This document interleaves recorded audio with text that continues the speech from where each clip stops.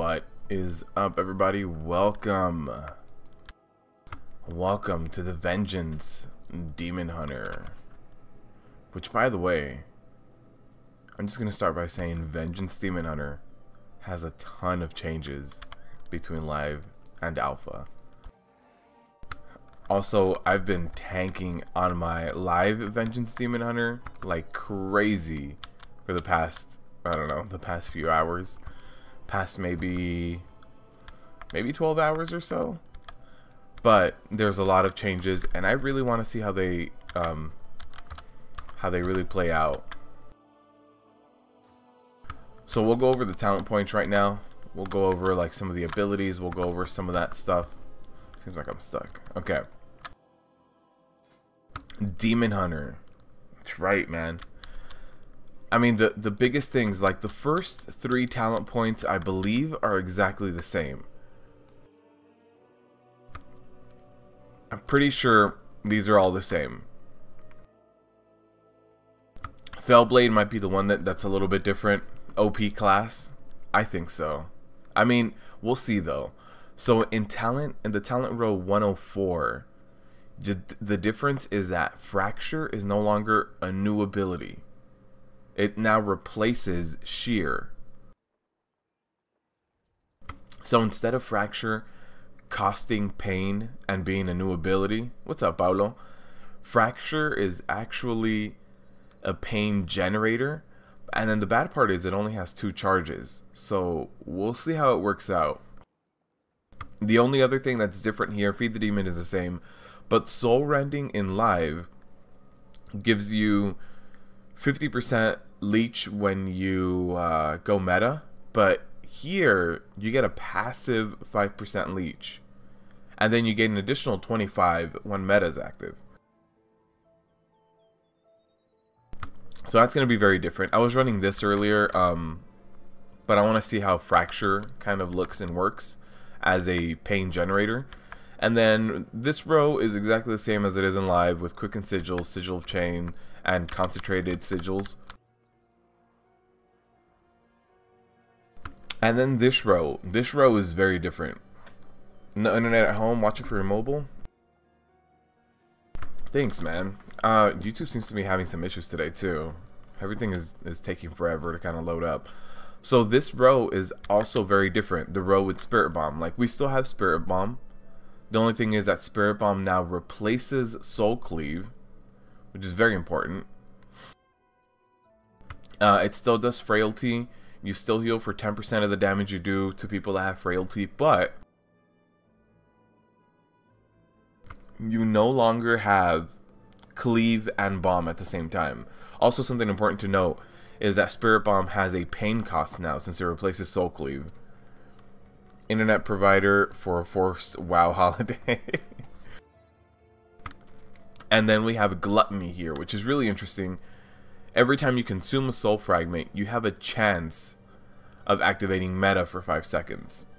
So I've been running this, and you actually proc meta a lot.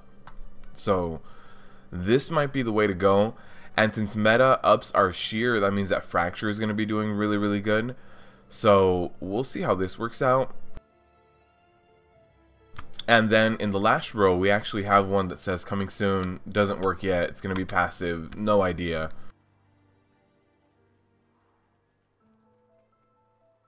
But the other 2 are the same, right? You have Last Resort, which is, you know, whenever you take fatal damage, you instead meta, and you have Soul Barrier. So a lot of changes. Basically, they're giving Demon Hunters less action, less buttons to worry about, which, you know, I've been playing my Demon Hunter for the past, like, I don't know, 12-13 hours. I went from level 103 to 108, just spam running dungeons. I just want to get used to it. I should try this one, the coming soon one. I've been trying to run a ton of dungeons, and the one thing that I've noticed on Demon Hunters in live is that every now and then there's too many things that can be queued up. Like, there's too many things that are like, I really want to use all of these abilities, but unfortunately I don't have the globals for it. So what they're really doing here is minimizing the amount of globals that you are, the amount of globals that you have to use. What's up, Boltstar? Is it a lot different from tanking as a warrior? Yeah, I think so. The one thing I really like about Demon Hunters right now, so far, is the fact that they have really high activity. So I like a tank that, you know, actually gets me to do things and to press things. So here we go. We have so that's replacing my shear. That is now my rate or my pain generator. And then you guys see I went meta there, but I didn't actually pop meta. That was just from the talent point Gluttony. So yeah, it procs a lot. And I mean, Demon Hunters feel really OP right now as well. They just, you know, they're not gonna die. They have so much lifesteal. It's crazy. But actually, oh man, I don't know how I feel about. You guys see I'm meta right now for a few seconds, and it's gonna go away. And if you guys look at my bars right here, meta is still on cooldown. Like I can use it. So Fracture as a pain generator, unfortunately, it ends up running out, right? And that might be just because lack of haste on my part.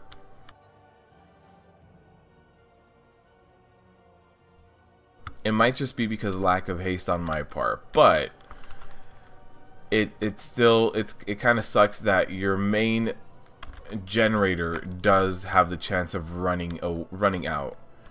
Really enjoyed the prop pally coverage you did. Looking forward to BFA so far. Yeah, it's looking good so far.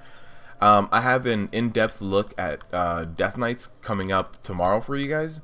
That was available for my patrons on Monday, Tuesday. So yeah, I have that happening, and then after that, I'm going to be doing this Demon Hunter one, and then after the Demon Hunter one, I'll probably be doing a Brewmaster Monk one. So yeah, you guys can see like I ran out of charges here, so I'm gonna have to just kind of like, you know, cleave. There's my last charge. I have a few other things that could be done, but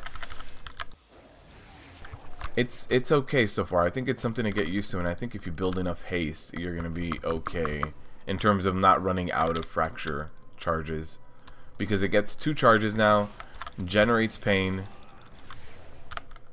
and this is so different than in live. Also, the alpha servers just seem to be lagging a little bit. And yeah, going meta right now is, you know, part of that talent point, which feels good. The only thing I haven't paid attention to is when I'm in meta, does Fracture still have stacks and cooldowns? Let's see. Let me see if I can proc it right now.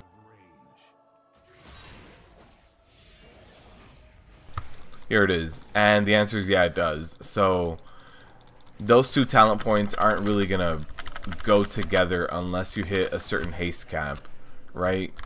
Because meta makes your shear really powerful. So when you're in meta, you want to spam shear, and Fracture makes it so that you can't do that all the time. So yeah, if you're gonna be running Fracture, I don't know, I don't even know if we should at this point. I mean, it has a really low recharge rate, but the fact that those charges can run out, and I can be a little bit hungry for trying to generate pain, kind of sucks.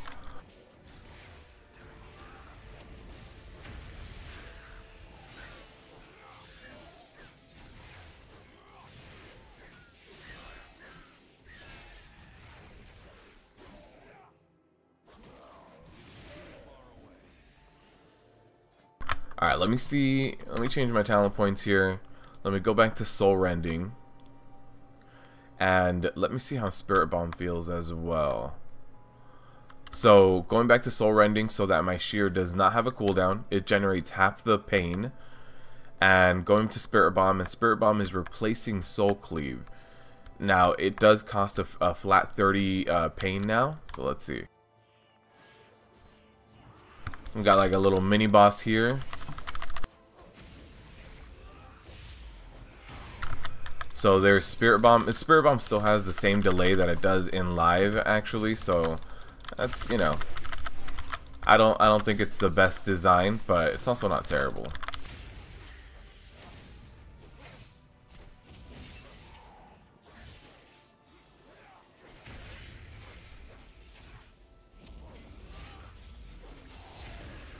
It feels a little bit better having something to always be generating rage with. The only thing that does feel weird is stacking spirit bombs feels really weird. I don't know if the dot stacks up, and that would be something that once we get DPS meters in here, I'd be able to see a little bit better if the damage is actually compounding or if it just replaces itself and it's a waste of pain.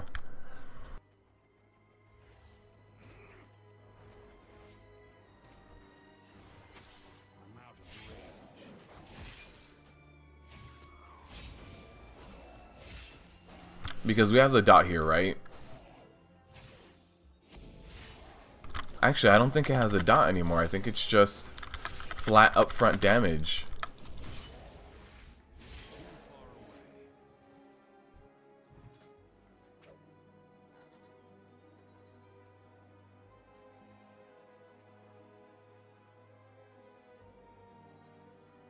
Yeah, it's just flat upfront damage. Okay. That's what makes it spammable. It's good to see. But Spirit Bomb probably better for AoE grinding, and Gluttony might be better for raid bosses, being able to get that meta off, saving up a few soul fragments, and then waiting for a cleave or a soul bomb to draw them all in. Or actually, you wouldn't be able to do a Spirit Bomb. Same talents. Oh, we gotta burn the pig effigy.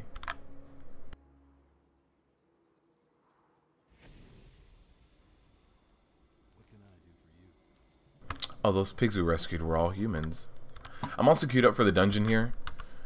And then as far as other changes go, we've gotten I forget the name of the Demon Hunter abilities, but the resistance to magic effect, that's gone. That like 24-second cooldown, 30% resistance to magic damage, that's gone. It does not exist anymore.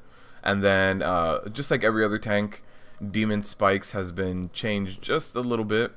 Their active mitigations have all been changed to reflect a little bit more of physical damage. But yeah, besides that, I think everything else is pretty similar. Firebrand is still 40%. Yeah, I think just the stat squish is what's really changing on it. Still get all of the other sigils. We get Misery, Silence, Flame, and then we still get Spectral Sight, Glaive, you know. The only thing that was removed was that magic resistance. Alright, let's keep questing here. Now that I have Spirit Bomb, I want to try a bigger pull, since Frailty can keep me up a little bit better. Here we go. We got a decent pull here.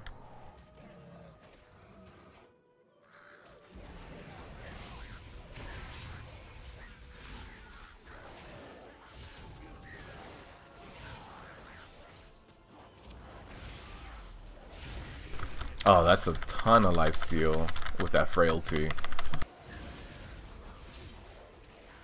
Yeah, this is no problem. This is easily the best self-healing so far that I've tried. I really doubt something like Brewmasters are going to be able to outdo that. And I know Bears really did get their self-healing nerfed as well. But this class definitely has a lot of changes kind of waiting and pending for it. We do have a rare elite here. Let's see.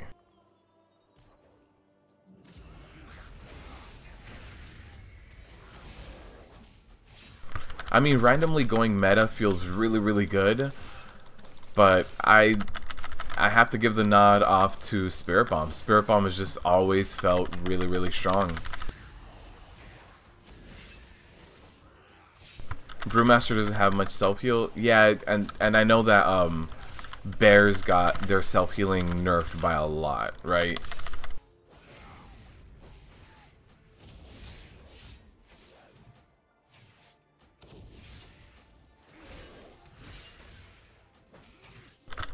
it just feels really weird to spam Spirit Bomb as much as you do here because you have a lack of Soul Cleave.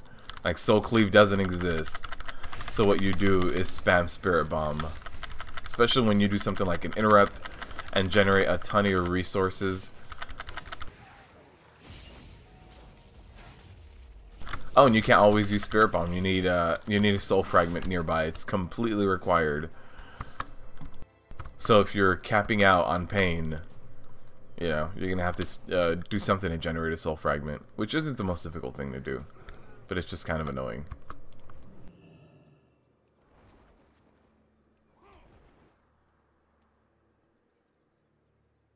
We just mitigate a lot and clear stagger on crucial moments. Yeah.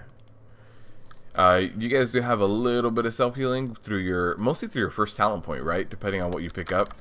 I've seen some people go with Chi Burst, and I've seen some people go with Chi Wave. But I think Chi Wave is definitely the most popular one.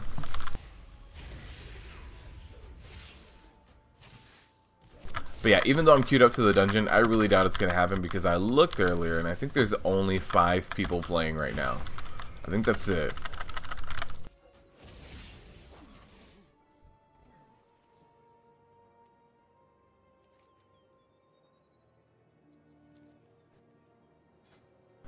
But I do like to feel Spirit Bomb a little bit more over Gluttony. And then as far as Soul Rending and Fracture goes, I'd have to give the nod off to Fracture right now. Just because it does generate extra pain. It generates 25. Even though it does go off cooldown and I am left waiting a few times, it still feels better.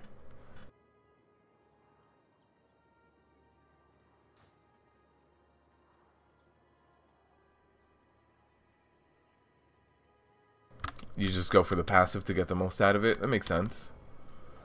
One less global cooldown to worry about. I think that's one of the things that honestly limits classes the most, is just the fact that we have global cooldowns. Like, not much you can do about it. Oh no, I'm rooted. The textures aren't appearing anymore. I'm still burning them, but my sigil of the flame isn't appearing. You guys, oh, there it is.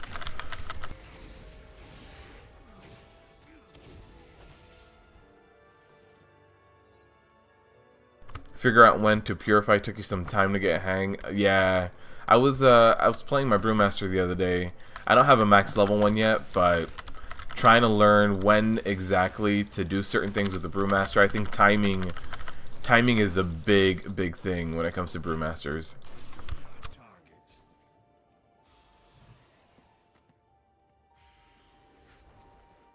Definitely something that I'm not used to. All right, let's see. Let's come in here.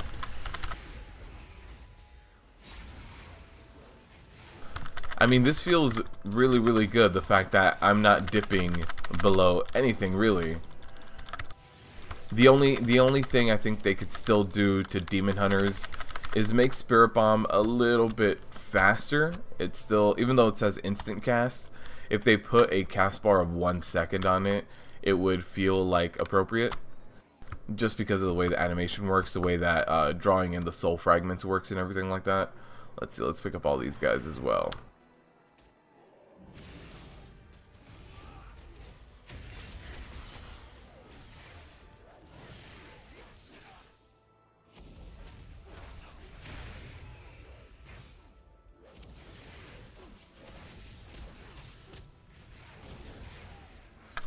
I mean, it still looks like soul fragments cap out at 5, so anything above that, you're gonna be, you're just gonna be drawing it in. Yeah, you don't need an extra button to press. Yes, that's the great equalizers. All of our global cooldowns.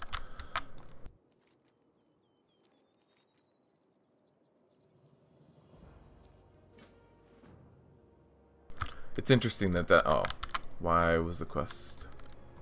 Why are you running? I have a quest to turn in. Get back here. There you go.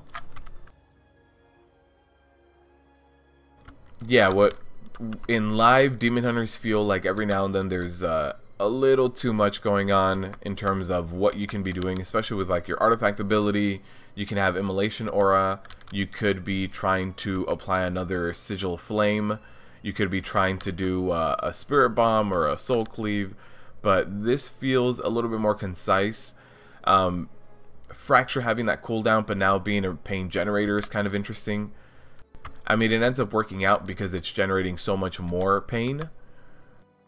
But maybe with enough haste, you're not going to need this. And Gluttony is interesting, but it's unfortunate that it's in the talent point of Spirit Bomb, because Spirit Bomb still provides a ton of self-healing, at least during trash pulls and AoE pulls.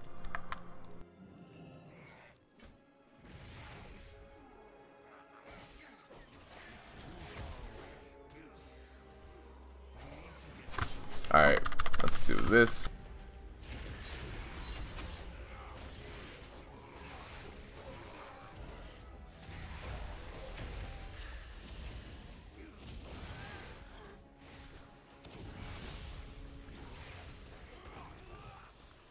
Yeah, I mean, the lowest I dipped there was 20,000. So this is, I think this is gonna be fine.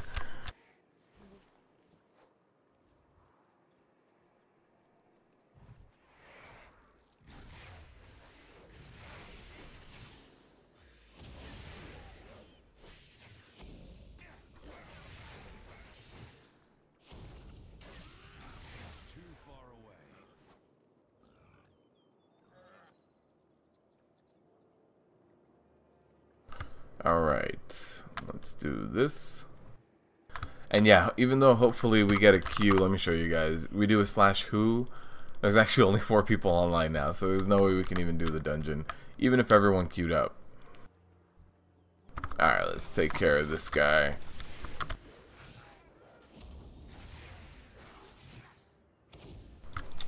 And playing a lot of Vengeance Demon Hunter now in live and jumping over to this definitely feels a little bit better, a little bit cleaner of a tank.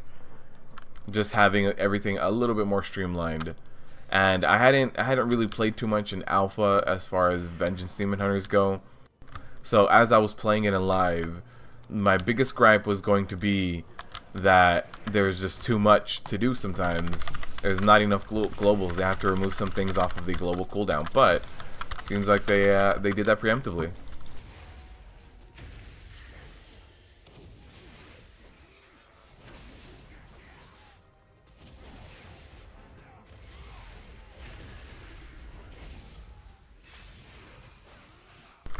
But yeah, you'll let's see. I jump in, I immolation aura. I think that this is very important. Wait, where is it? Flame crash. Just so that you have more of that AoE damage, more of that constant dot damage going out at all times, just so you can get frailty. So you jump in, immolation, and you start your rotation. Once you've built up enough pain, you're going to start spamming and weaving Spirit Bomb. So you'll be doing one of your fractures, one of your Spirit Bombs, and then at this point, you know, you're kind of weaving that, and in between you'll be weaving in your crashes. And anytime your immo aura is up, you'll be using that as well. What's up, Steel Voltage? How you doing? Let's see. The last thing we need is right over here. Let's pick some of these guys up. So immo aura, Spirit Bomb, and then at this point we're just gonna start going like this again. We're gonna Flame Crash, Spirit Bomb. Just keep casting Spirit Bomb. My immo aura is almost up. Let me do a crash and an immo aura, Spirit Bomb, and the filler is really still going to be Fracture, just like Sheer was. And that's only, you know, it might hit a cooldown every now and then, but it's still generating a lot of pain. Purifying needs to be used smartly. Yeah, I agree. It's pretty damn crucial. I need to get used to my Brewmaster Monk quite a bit more. Oh, we gotta slay Mr. Unknown over here.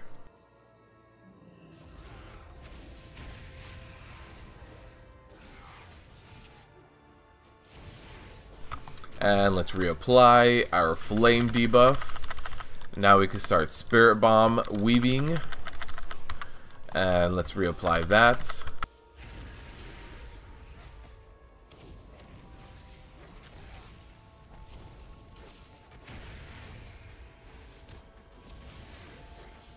So far, I am really liking Demon Hunters. I hadn't really tried them in live until yesterday in preparation for this. And I gotta say, I really like them. They would have been a very viable choice for my second tank in Legion. Good morning, Brandon. With your cup of coffee? I don't have a cup of coffee this morning, but I've got some water here.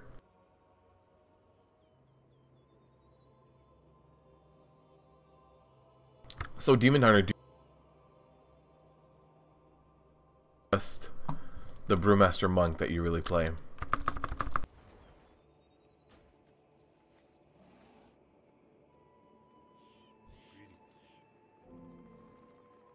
Let's see, let's replace this.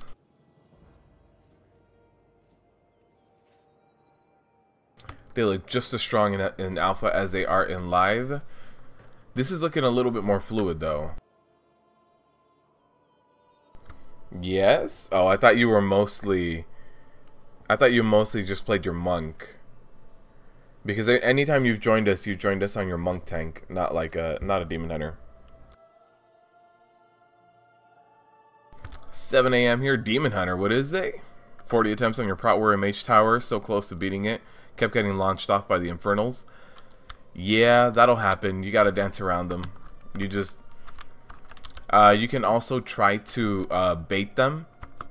So if you're getting really close and you're getting a lot more used to the Infernals being present in front of you, what you can do is, depending on what you're tanking, if it's phase 1 or phase 2, but you can rotate around your target, and what you can do is kind of get closer to the Infernals, and as soon as you see them start casting, rotate around your target the other way, so you're going to be baiting out their slam. So when their slam goes off on the opposite side of the target, you just have to keep dancing around and keep trying to bait that. If you hit a certain range, that's when they'll start casting it. Oh, what did I ask you? Oh, Demon Hunter. I said, so do you even play a Demon Hunter, or did you just main a monk but decided to keep the Demon Hunter name? That's what I asked. When Cruel comes out, he's huge and all the masses of mobs blur together. Sometimes it feels frantic. Yes, I agree. When he comes out,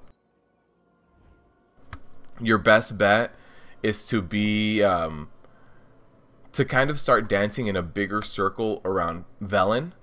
And if you ever feel overwhelmed, grab a Spirit Orb. You know, don't grab a Spirit Orb when you need the healing or something. Like, at that point, if you are feeling overwhelmed, grab a Spirit Orb, and then eventually you'll get very comfortable with the phase. So if you're not comfortable with the phase, use Spirit Orbs as a filler to get your bearing straight.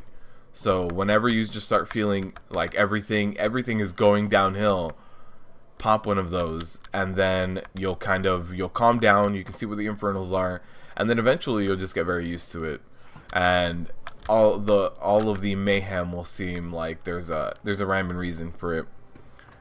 Buy Bear Tartar for tank tower, yes, 100%. If you're not using that, you should.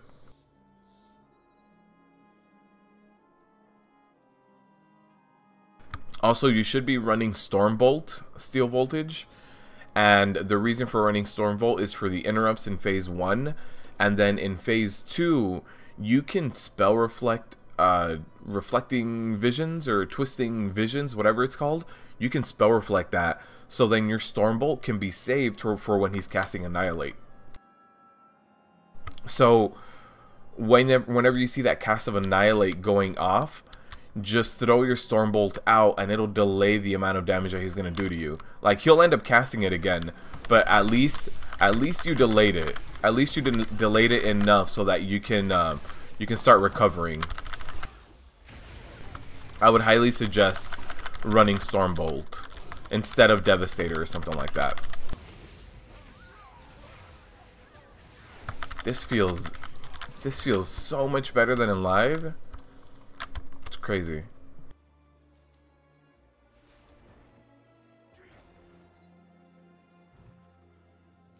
One pain generator, one pain spender. The only thing is, I wish you could spend that the spirit bomb without necessarily having fragments. Maybe it wouldn't, you know, damage wouldn't be multiplied or anything, but it would be nice, because I feel like I do cap out on pain.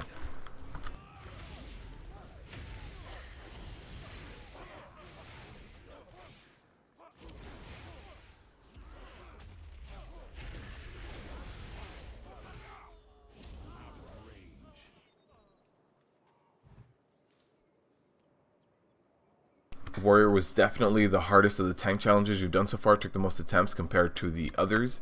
I feel like the biggest weakness in Warriors is probably phase 2. It just seems like that phase 2 annihilation hits us a lot harder than it might hit some other classes. But besides that, like in something like phase 1, we are very, very good because of our mobility. So yeah, I think there's definitely pluses and minuses, and the only thing that I really liked about my warrior during that tank challenge was the ability to recover. The one time that I did get it, I was getting punted. I did get punted off the edge, or like I was going to get punted off the edge, and I charged back in, I think once during my the successful attempt.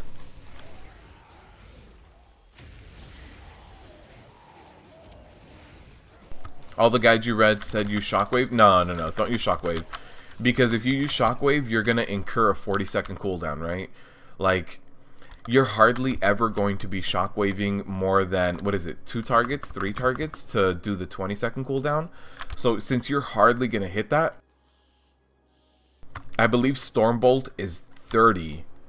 I mean, I could be wrong, but Stormbolt cooldown is less than the long cooldown on Devastator, and you're mostly going to be using Deva for to interrupt phase 1 and to hold off Cruel and his annihilation in phase 2. So what you really want to do is use Stormbolt so that you can use it at a distance. Like during phase 1, I could be standing on top of Velen and I see his life drain go out and throw a Stormbolt. My movement was independent of him at that point. Steel Voltage, let me get something for you. Let me clear this area, Steel, and I'll get you my my completed Mage Tower thing. My video for that. Maybe watching it will help you.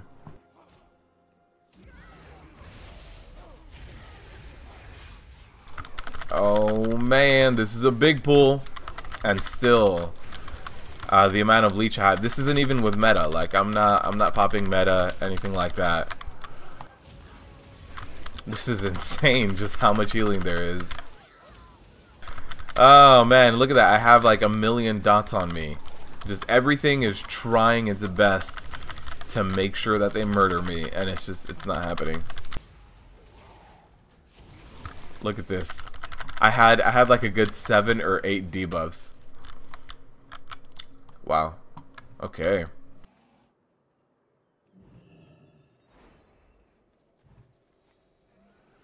Ooh, spoopy.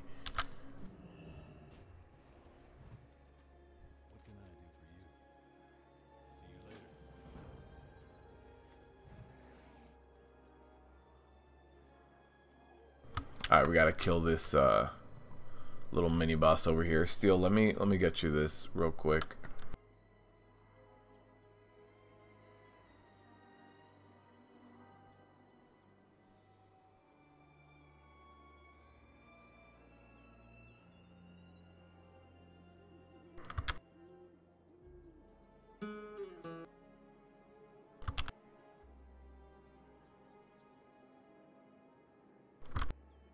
Steel, that's for you to watch.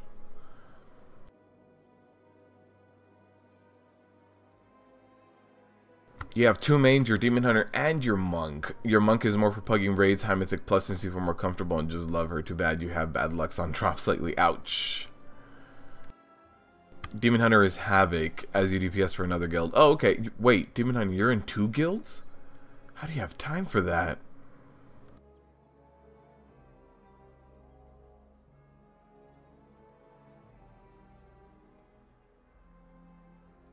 You'll mostly have 2 tunes for BFA, maybe 1 depending on your free time.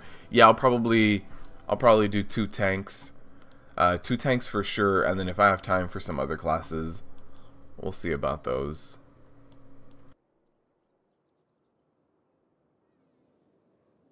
At focus macro, yeah, you can have an at focus macro for the Stormbolt. Might help you. 60 attempts, you could probably run F. You're only 935. 935 should be plenty, man. I was also running, in that attempt, I was running Ravager to try to increase my DPS. I would not suggest that. Run Anger Management. Do not run Ravager. I thought Ravager was going to do a significant amount of damage, and you'll see that at one point I throw Ravager on top of him. He's like at 3%. It doesn't kill him. Ravager is not worth your time. Anger Management is where it's at for that fight. You went for a more DPS setup with gear 2. Yes, so I had I was using Moonglaves from Sisters. I had a nice what was it? I had a nice like Titan Forge of it. I can't remember the item level, but I used Glaives. That was good DPS. 935 is plenty good, yeah. Demon Hunters are higher tank tier in BFA. I mean, it feels like it. The only thing that's missing from Demon Hunters right now is a few like short cooldowns. The only thing they have is meta and Fiery Brand, and that's it. That's what their cooldowns consist of right now, which kind of sucks.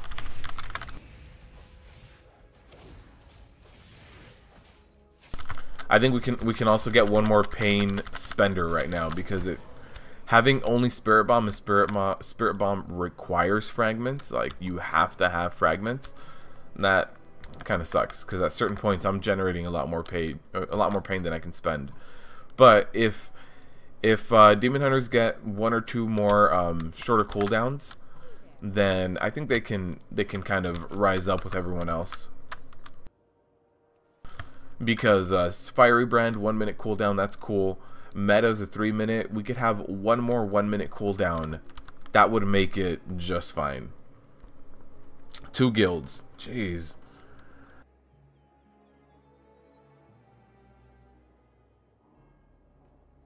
That is really serious about doing achievement runs and killing bosses. Nice. Alright, let's see. Let's take this witch out. It's gonna be really weird playing first person, but I want you guys to see this. Look at the way that everything looks here in BFA. Like even just this witch, she looks pretty creepy, right? I like this area for questing a lot, actually.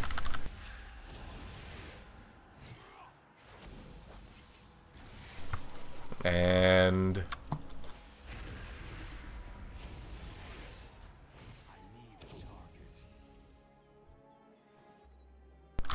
did I ever? I did not set my macro for that.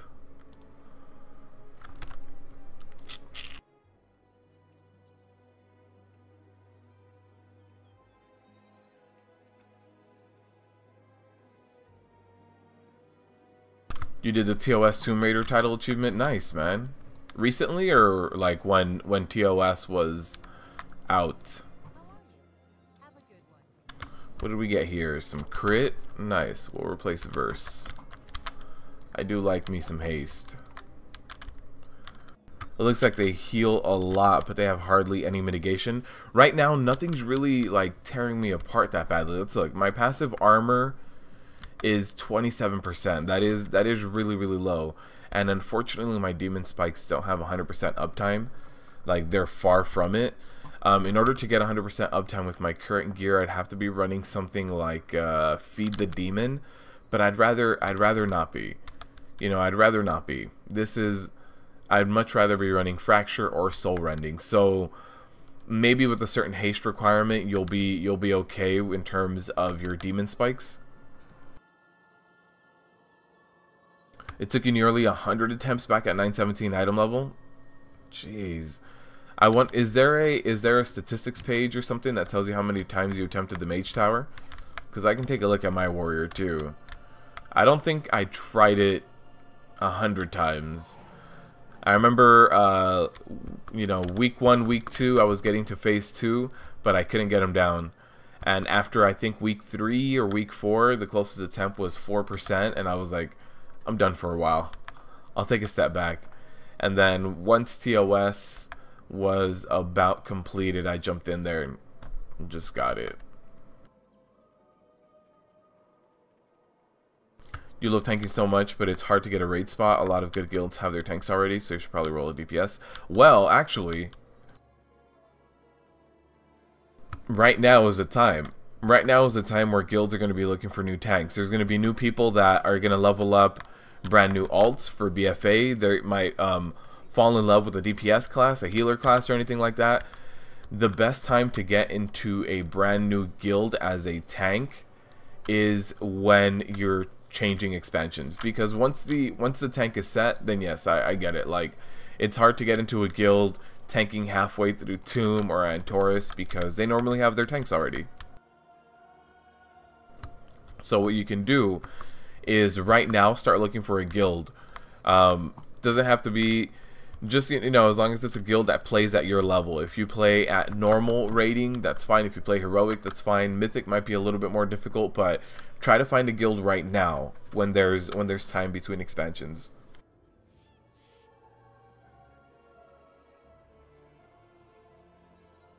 Yeah, I'm not a big DPS person either. I do a lot better playing a healer or a tank, and even then, like, I was, you know, not that great at healers this expansion, so I just didn't play a healer. But yeah, I do a lot better with one of those roles. At least I enjoy the game a lot more. The only DPS class I've ever actually played has been Ret Paladin and Mages. But this was Ret Paladins like a very, very long time ago. I'm talking about Ret Paladins when they had, you know, 30-second seals. And they would go away when you judge them. But that's, yeah, I don't really do DPS too often.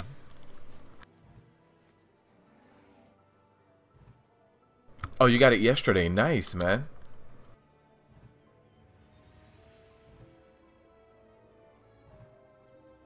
Oh, Steel. I'm glad the tanking made easy series helped you out, man. I'm very glad. Yeah, when I was putting together that whole series, it was aimed at just the basics of tanking. And I think I covered most of them, which is why I haven't done another installment in that series in a while. There could have probably been one more that I had thought of a few times for Legion, but I don't know how prevalent it's going to be in BFA now. And that was just the idea of active mitigation and what it really meant. But I don't know if BFA is going to have such a big focus on active mitigation, because, you know, a lot of tanks are being changed right now.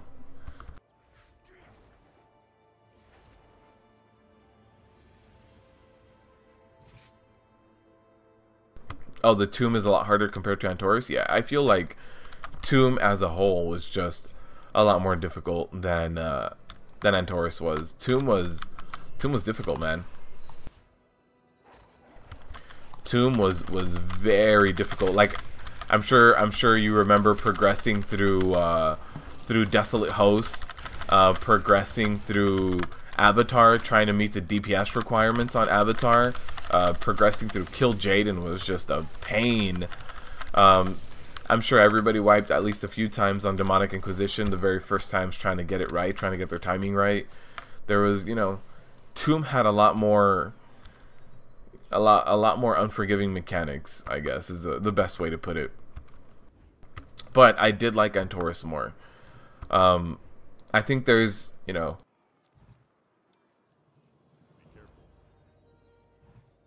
I think there's something cool about being in a raid fight and one or two people dying and then continuing with them. DPS checks are getting harder throughout the fight. Maybe one of your healers goes down. Healing checks are getting harder throughout the fight. Everyone's stressing out, popping their cooldowns. And I think there's something really cool about, on your first time in progression, having only like 2 people up when you get your first kill. Like only 2 people were up when your first kill of Coven happened or something. I think there's something really, really cool about the rest of the raid dying and just watching these 2 people just go crazy, cycling their cooldowns, doing everything they can to stay alive, and beating the boss in Berserk for 10 seconds or right before Berserk or something. I think there's something really, really, really cool about that Entomb was missing. Entomb and Nighthold, it was missing because there was a lot of one-shot mechanics. You're missing someone, you don't have the DPS check for this, it's a wipe.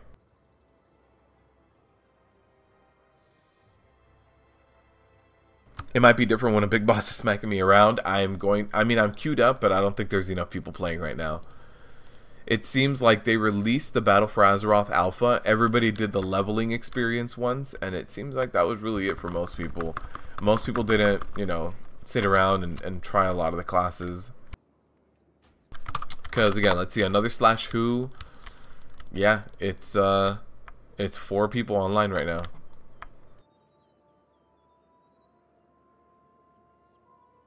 You're running DBM and it tells you statistics. You're using Bigwig though. Okay, I'm gonna have to check DBM then. When I log on over for the Mythic Pluses for the week, the rip keys for this week, I'm gonna have to take a look. All right, let's see. Let's get everything going here. Oh, these guys hurt a little bit more than the other ones have.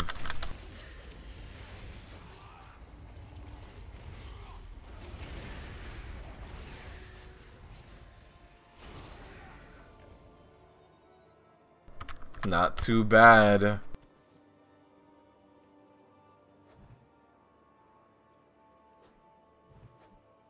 What's up, Steve? How you doing, man? About the new Survival Hunter, how's the viability for PvP? So, Peck, the new Survival Hunter is really, really weird, and I don't think anyone has really figured out like their optimal spec yet. It feels... There's a lot of moves that have synergy, but then it'll be like, hey, if you disengage and harpoon back in, that's one synergy. But then there's a few other abilities. It seems like their abilities are kind of split into pairs right now. And while most classes have like 5 or 6 abilities that chain together really well, right now it seems like Survival Hunters have 2 abilities that are a pair, and then another 2 that are a pair, and then another 2 that are a pair. But connecting all of them right now feels really weird. It just feels really weird. So until they kind of like fix that, I don't think Survival Hunters are done, honestly. They have a lot of things that say to be determined or not yet implemented. So hopefully they keep working on them. But as far as PvP goes on them, there's no PvP right now. At least there's not enough people to PvP right now in the alpha, so I can't tell you from experience. But I can tell you that they might feel a little bit awkward right now. Especially, I think the big thing about Survival Hunters that is kind of missing is the fact that they were never meant to get hit, right? Survival, like hunters in general, sure they're wearing mail, but they're never meant to take a hit. I don't think they have the proper type of mitigation tools. In fact, getting hit on a hunter is a bad thing, and it's probably going to hurt a lot. So Survival Hunters being in melee range all the time means that they're going to end up being cleaved, and I don't think they're ready for that. I think maybe if you go survival, maybe they should increase your armor by like a certain percent, a very small, like 10% or something. There should be something else done to kind of offset the fact that you're going to be passively getting cleaved. And in PvP too, like in PvP as a hunter, anytime a warrior or a death knight is in your face, you're running away, right? There's a rogue hitting you, you're running away. Like, you don't want any of that. You don't want anything to do with melee. But Survival Hunters are going to be in melee on purpose. So I think there's something that needs to be addressed before Survival Hunters are done. And I don't feel like it's been addressed yet, unfortunately. Alright, we've got a big pull here with a rare elite as well. Let's see if we can take them all down. I think so. I think we're doing alright. Not bad. I mean, the fact that I'm not having to use active mitigation either during these bigger pulls is kind of cool.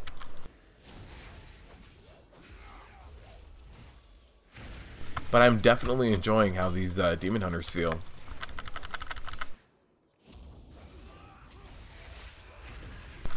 Your guides are my go-to as far for any queries. You have the best. Thank you, Brendan. Thank you. I appreciate it. I try to make content that I would watch too, and I would really never sit through a 30-minute video on a spec. I think it can be done a little bit faster. Even if you like if you don't like watching videos, I think even going to something like an Icy Veins will take you less time to read through an actual written up guide than something like that's 20 or 30 minutes based on a class. So yeah, I try to make content that I would watch. I appreciate it. Alright, let's see. You heard DR is going away for armor values? Oh, I haven't heard that. I mean, I would need to hop over to my warrior or paladin or death knight that I've made right now in the alpha, but I haven't heard that. That would be cool though, but they have to have some sort of diminishing return, because then that would mean that you can hit 100% if you don't have DR, or you know, not necessarily hit 100%, but you could start getting really close if you really prioritize armor and start, especially with stuff like Titan Forging. I'm sure there's going to be some stat stick out there that has plus armor, and so then that stat stick would become best in slot with Titan Forging and War Forging. So yeah, I think right now we're on a witch trial, by the way. So the way that they test for witches, let's see, we're gonna cut onions in front of her and see if she cries. All these weird trials. Matt, thank you for the subscription, man. I appreciate it. And Toja, I appreciate the subscription. I hope you are enjoying your time here.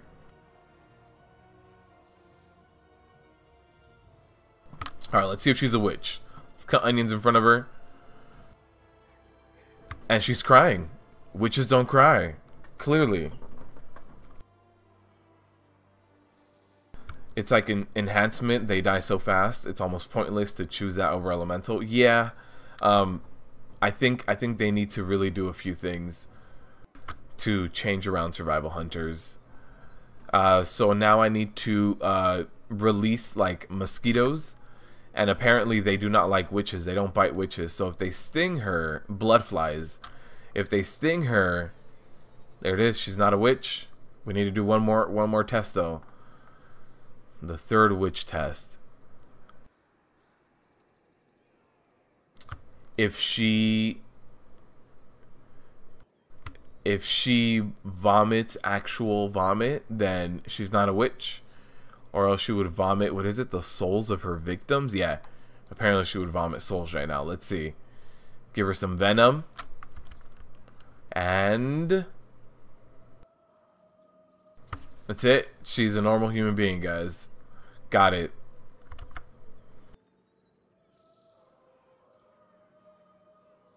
Do I have a Demon Hunter live on alt? Yes, I do. I've been playing a lot of Demon Hunter as of last night. So I had a Demon Hunter that I would, you know, kind of hop on every now and then for the events to try to get more mount chances. Because you need to be at least level 98.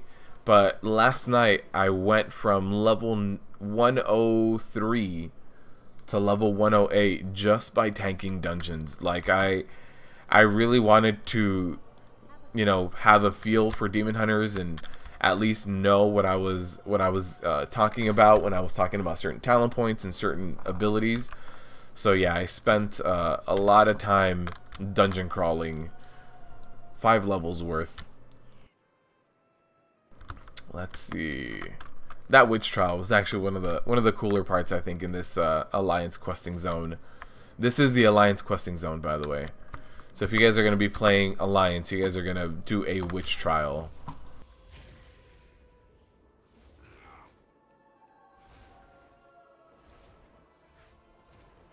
Also for you guys, tomorrow you guys will see the kind of like the concise version of the Demon Hunter guide for Alpha and what's changing and how they feel, what I think about them. Not Demon Hunter, I'm sorry, Death Knight. And so that will be launching tomorrow for you guys. I had to wait a little bit to launch it since it says blood and it says death. I've been getting demonetized a lot lately. What? We got the dungeon? Please, no one say no. No one say no. Let's go. Come on. Let's go to this dungeon. Come on. This is the first day. This is the first time since the first day of Alpha that we got the dungeon queue. Finally. Finally. Get to do another dungeon on something besides my Prot Warrior. Let's see. Oh, and somebody disconnected immediately. It was a DPSer. Uh-oh.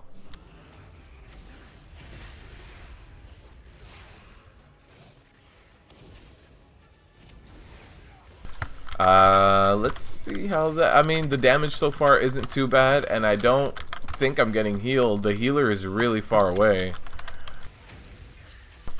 Yeah, I don't think I'm receiving heals, but these are also a bunch of non-elites, so there's that. Yeah, no one else was here. No one.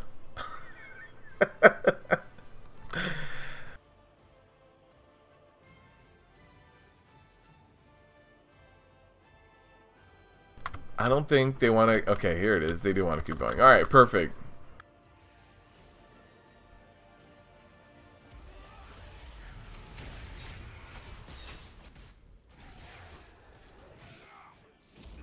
Oh, this fear. Oh no.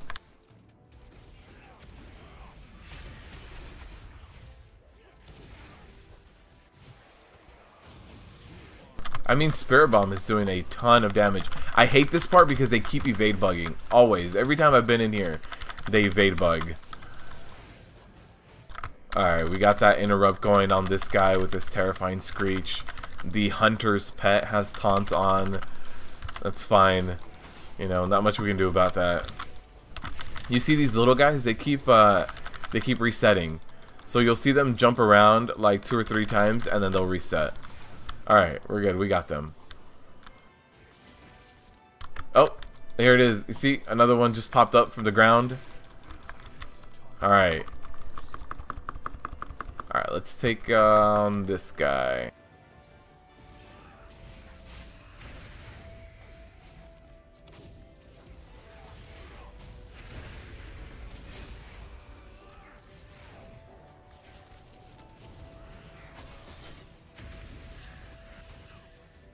I mean, I'm not taking a lot of damage, and I am doing a very, very good amount of healing, so hopefully this is an indication of how the boss fight will go.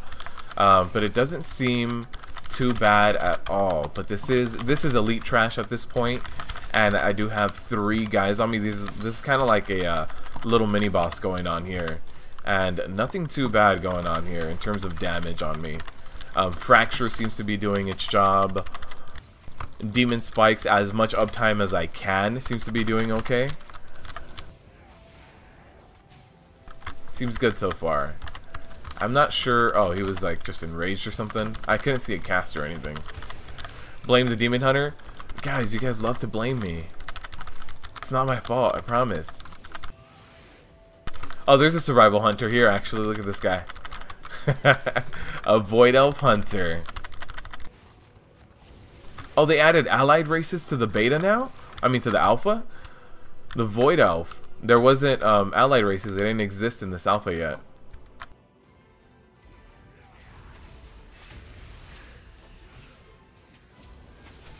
Alright, we got Fracture going. And, uh-oh. I wish I could be an undead Demon Hunter so that I could Will of the Forsaken this. Oh, it was the Hunter Pet. I was wondering why he wasn't coming with me if it was like an evade bug, but no. Hunter Pet taunt. Okay. Not bad. Yeah, this damage going out on me is not, you know, not very significant at all. Even when I'm feared, I don't actually feel like I'm gonna die. I do feel like I'm gonna fall off the edge though. Yeah, they added them last week. I remember seeing the patch, but I didn't know it was for that. That's cool. Finally. I can start messing around with, I know that only demon hunters can be void elves, but they didn't add them to the allied races, which is, I mean, can only be elves, but they didn't add them to like void elves or anything, which I feel is kind of sucks. I would have really liked to have been able to do that on these guys. Let's silence everybody. Let's bring them all over here.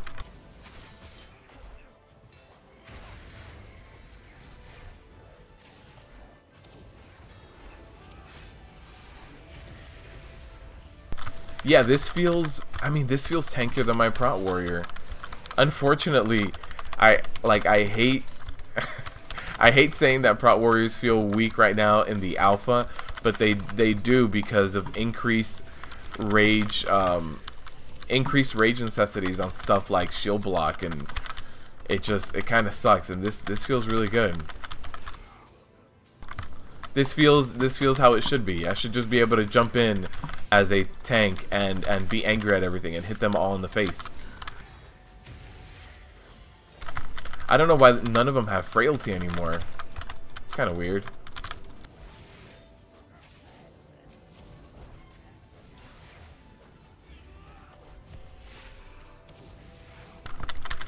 Try to interrupt them and move them out of that. Unfortunately, my interrupt is on a long cooldown.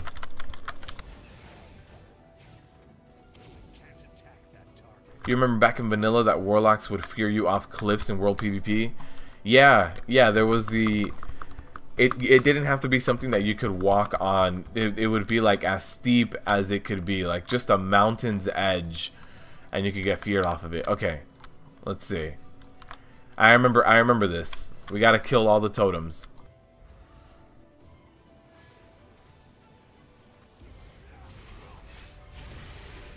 Alright, so let's just do damage. Oh, he reset by jumping on someone out there. Alright. What did we learn? About the tank that I've played in the alpha, what's my personal tier of tanks. So I have not played the Brewmaster and the Bear tanks yet. So with the tanks I have played, this one feels the best. This one for sure feels the best. That being said, there isn't a raid here, and I feel like Demon Hunters are lacking 1 or 2 more cooldowns for raid progression. But in terms of dungeons like 5-mans and just like if you're gonna be, you know, doing a bunch of leveling and stuff, what's gonna feel the best? These guys right here, your Demon Hunters. And then I've got Blood Decays on that list. Actually, it would be Vengeance Demon Hunters, Prot Paladins, Blood Decays, and Prot Warriors at the bottom. So far that's what it's feeling like. Alright, let's knock this thing out. Uh-oh. Unfortunately, Prot Warriors feel like the weakest out of the bunch right now. And I don't want to be the one to have to admit that, but they really do. Alright, I'm gonna have to pop Fiery Brand here, lower this damage done to me, and then I'm gonna go meta. This boss is hurting. But yeah, I definitely think that right now Prot Paladins feel the best. Prot Paladins feel the best for raids and everything, but in terms of 5-mans and dungeons, these guys seem like a ton of fun. But I think that the first raid tier, I think Prot Paladins are going to take the crown. But these guys have a lot of really good leech, a lot of really good sustain, a lot of good AoE.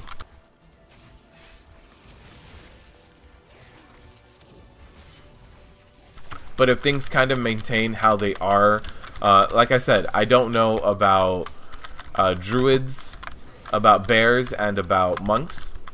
So those might actually end up coming on top. I know monks are always very, very strong.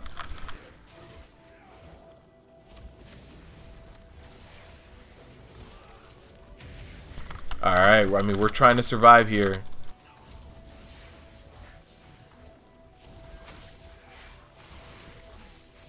This guy is always just a pain. And oh, actually, everybody's dead. It's just me. It's just me and the it's just me and the survival hunter. That's why I feel like I'm getting torn apart, because it's just me.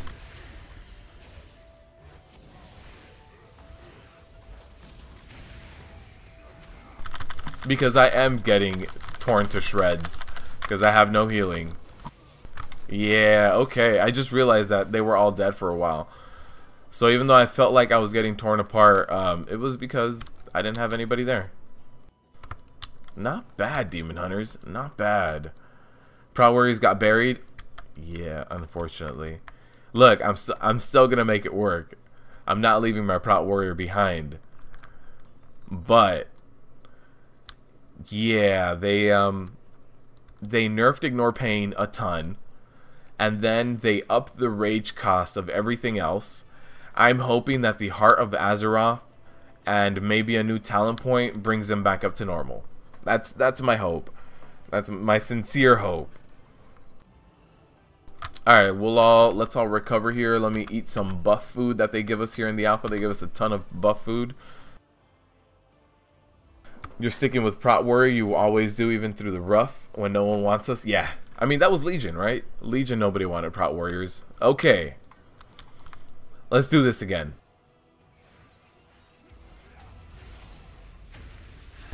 Alright, we gotta take care of this totem first. I think... yeah, okay.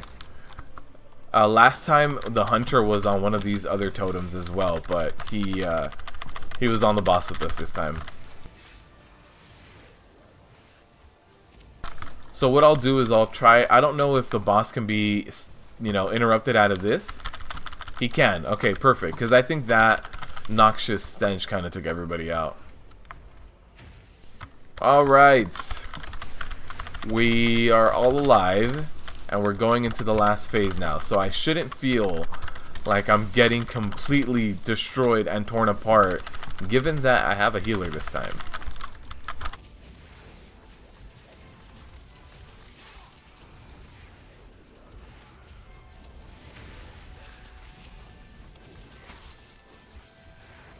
I need to go back and look at the replay of this to see how long I didn't have a healer for. Because if I didn't have a healer for that whole thing when I first popped meta, that's going to be really impressive. I thought I did have a healer and I was like, this is ridiculous. I just can't hang in here.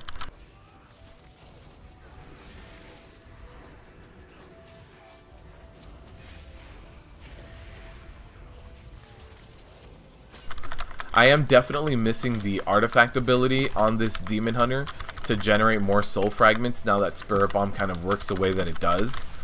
So that's kind of something that sucks right now. Nice. Nice, we got him down. No loot for us though. No loot for us. But yeah, I'm definitely going to be sticking with Prot Warriors, but Demon Hunter may be my up-and-comer. Might be my second tank. I like the, you know, mobility on it. The movement on it feels really, really good. They could use a little bit more random utility. Like, they have the silence ward, which is nice, and the fear ward, but you know, if they had their magic mitigator back, because that got removed, their 30% magic resistance that doesn't exist right now in live, that would be nice. If Gluttony was maybe in this talent row, I would pick it up.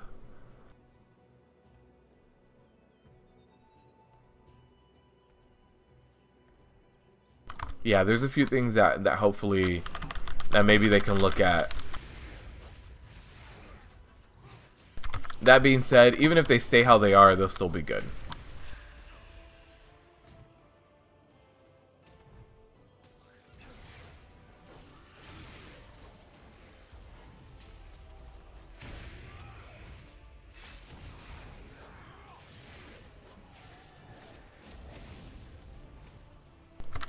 I forgot to interrupt that.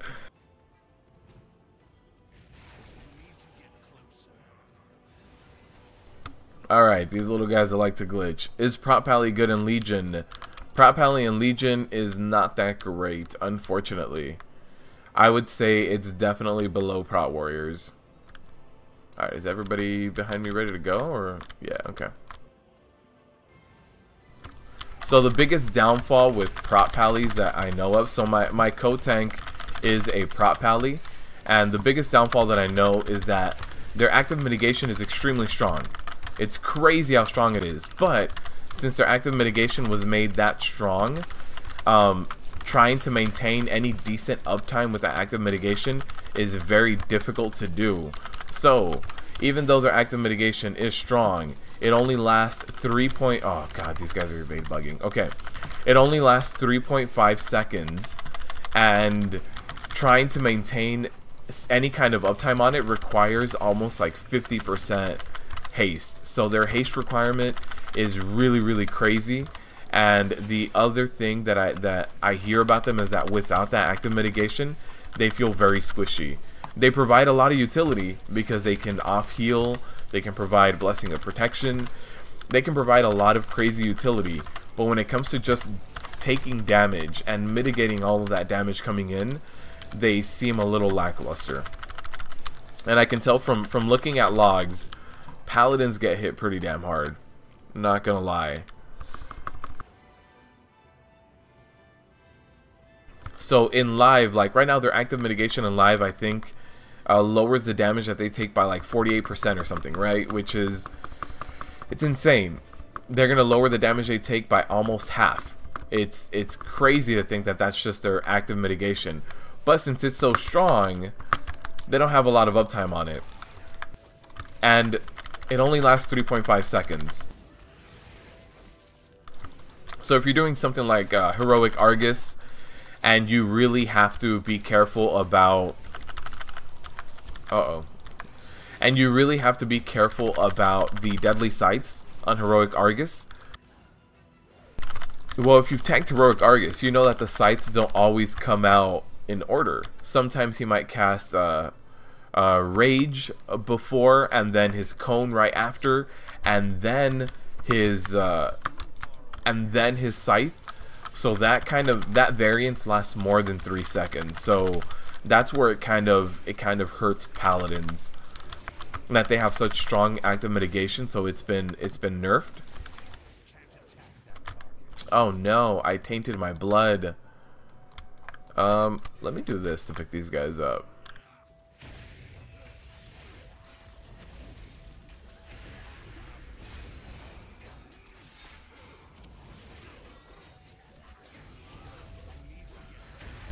Uh-oh. Uh-oh. Uh-oh.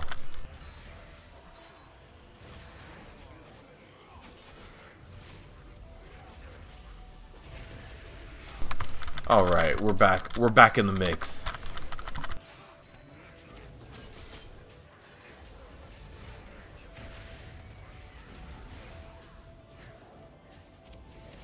Uh-oh, there's a guy doing all the blade storms.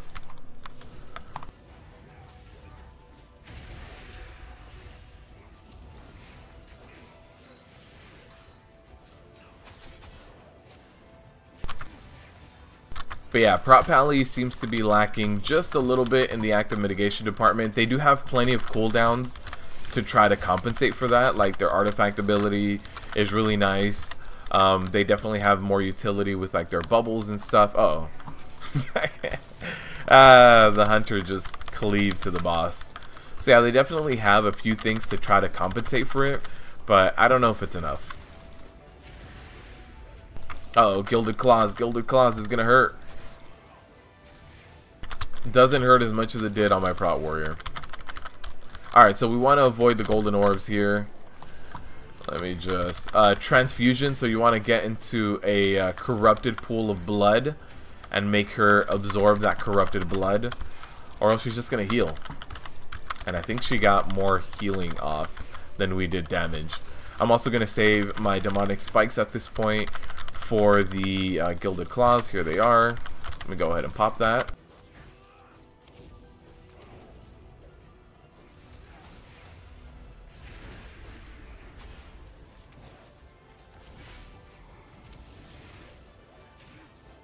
There's the transfusion. Let me get over here, get into a pool of messed up blood, or else, yeah, she's healing. Prop Pally is decent in Legion. They had the least amount of changes. They have a very high AoE DPS versus other tanks. Yes, their AoE DPS with cleaving and throwing out hammers, resetting their shield, it is insane. That being said, I don't think they're the best at taking hits. As long as, like, if there's any variance, if you could tell me exactly every time a hit was about to go off, Prop Paladins would be fine. They have severe gearing requirements. Their tier set bonuses haven't been that amazing. Yeah, I think there's a few things that kind of left them behind a little bit. That being said, if you really want to play a prop paladin, you absolutely can. One of the better guilds in the world, which is Sloot's guild, and Sloot plays a protection paladin. I mean, he's pushing mythic content. He's like, what, maybe like 7th guild in the world with a prop paladin. So, I mean, it's doable.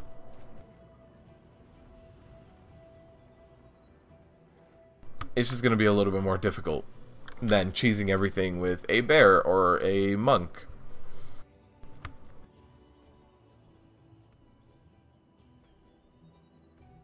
Lots of cooldowns for one-shot mechanics. Yeah, they do have those resources. Oh, somebody died to the fire. I was like, somebody died during the boss fight? No, they died to the fire going down the stairs.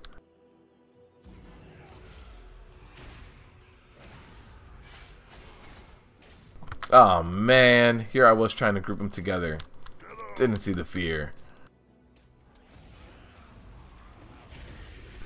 Fear into another fear. Great.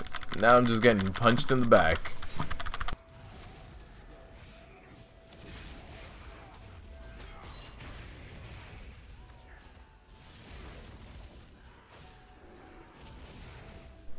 There's the other fear.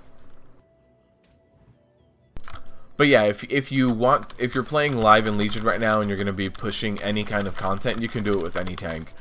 The tank that I see the least in current like high level content is the Demon Hunter, and I honestly feel like it's because of lack of bigger cooldowns. Like, they have Fiery Brand and they have their magic mitigator ability. I forget what it's called, like something wards. And you know, that's, you know, besides those things, meta makes you feel really, really, really good, but that's a long cooldown. You don't always have meta up. Alright, let me see. Can I pick up some of these guys?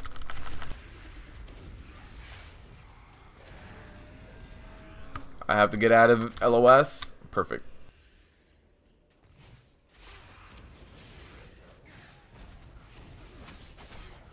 Alright, this guy's got to run away from him.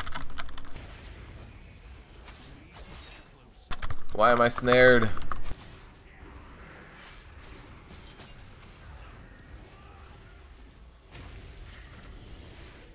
Oh, he got him. He's eating him.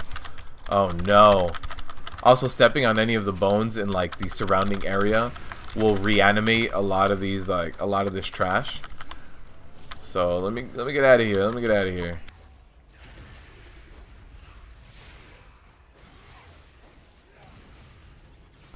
Let me try to clear the trash a little bit.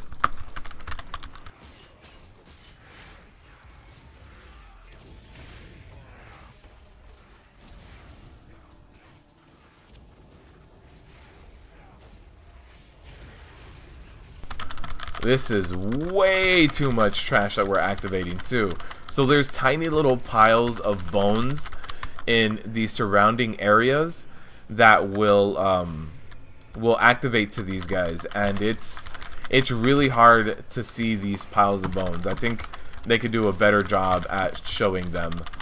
Let me pop meta, because this is a ton of damage. And he ended up devouring me. Not like this. Alright, we got him. Somehow we got him. We pushed through it. You haven't tried a bear or a monk yet? I've tried a monk. Monks are fun. I have not tried a bear. I've never been a fan of a bear. I've leveled them up, and the last time I tried a bear was, I don't know, probably Burning Crusade. But yeah, I'm not a fan. Doesn't require strict rotation on Brewmaster Monk. Monk is super fun, but requires strict rotation. These stairs building themselves. Look at this. For the blood sacrifice. Oh, Christian, you were here last time. Why this political stuff? Please, let's not. Alright, let's avoid these orbs here.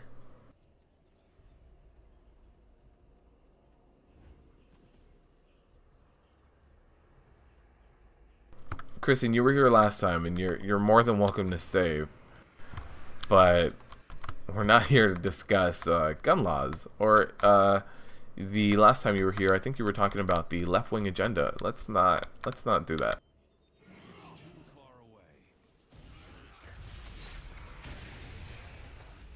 Alright, so for this guy, there's gonna be, you know, a few people that get targeted.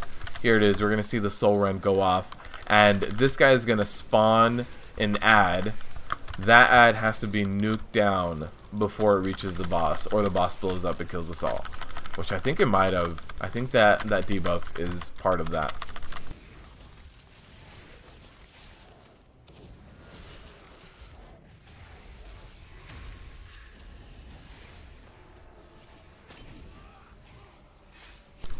Yeah, that debuff is definitely part of that, because this is a ton of damage that we were all taking.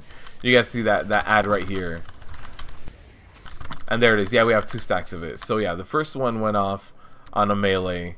Didn't run out. Or it could have gone off. Maybe it went off on the Survival Hunter. And it, you know, everything thinks that Survival Hunter is still going to be ranged.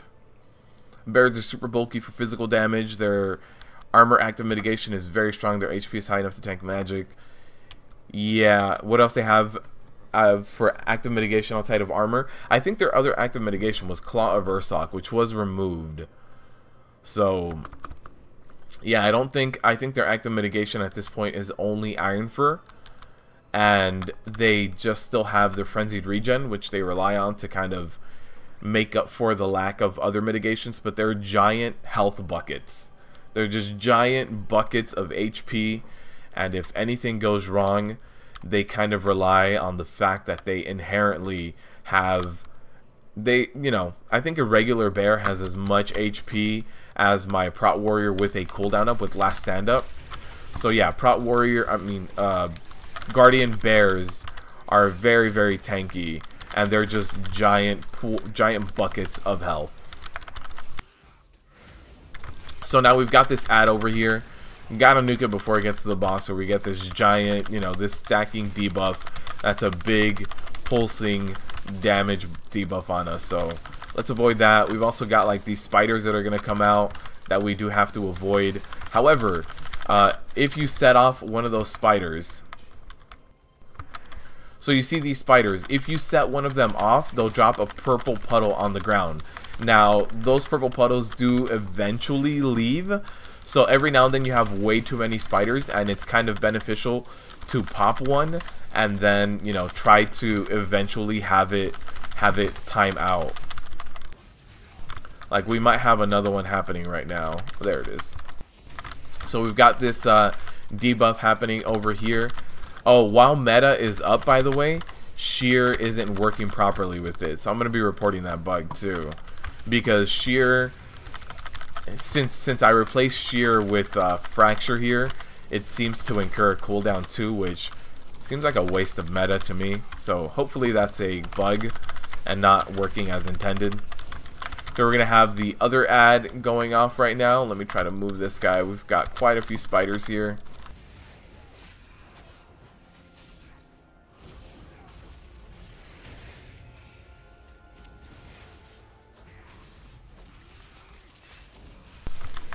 And and we should be okay. We're probably going to have one more of those ads going off, so I'm going to keep him over here for that ad, and then as soon as that ad finishes, that ad is going to be, there it is, perfect speed boost. The priest provided a speed boost for him right, you know, when that debuff went out on him, so that was good.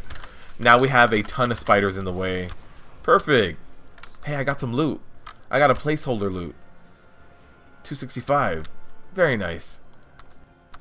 Overall, Demon Hunters felt really good. Like, the only time I was really dying was because my healer was dead as well. Someone from the stream last week, and you did a +13 Blackroot Hold, both prop paladin tanks, and went horribly, but you topped you topped DPS. Oh wait, was it you and New Era? Were you guys both running a dual prop paladin Mythic Plus run?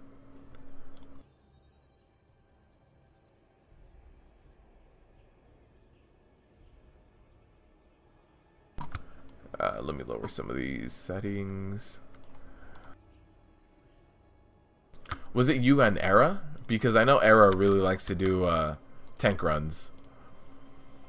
Knew that guy decided to do, yeah, Era. So Era actually does runs where they're raids and it's only tanks doing the raid.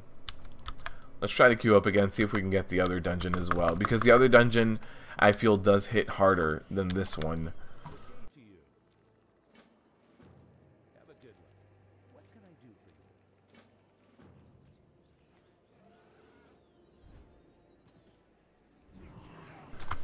Let's see.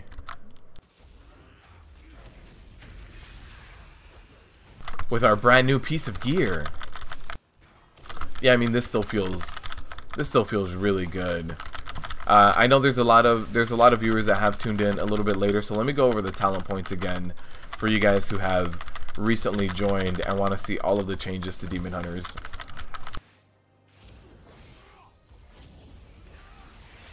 Because the talent points are very different right now.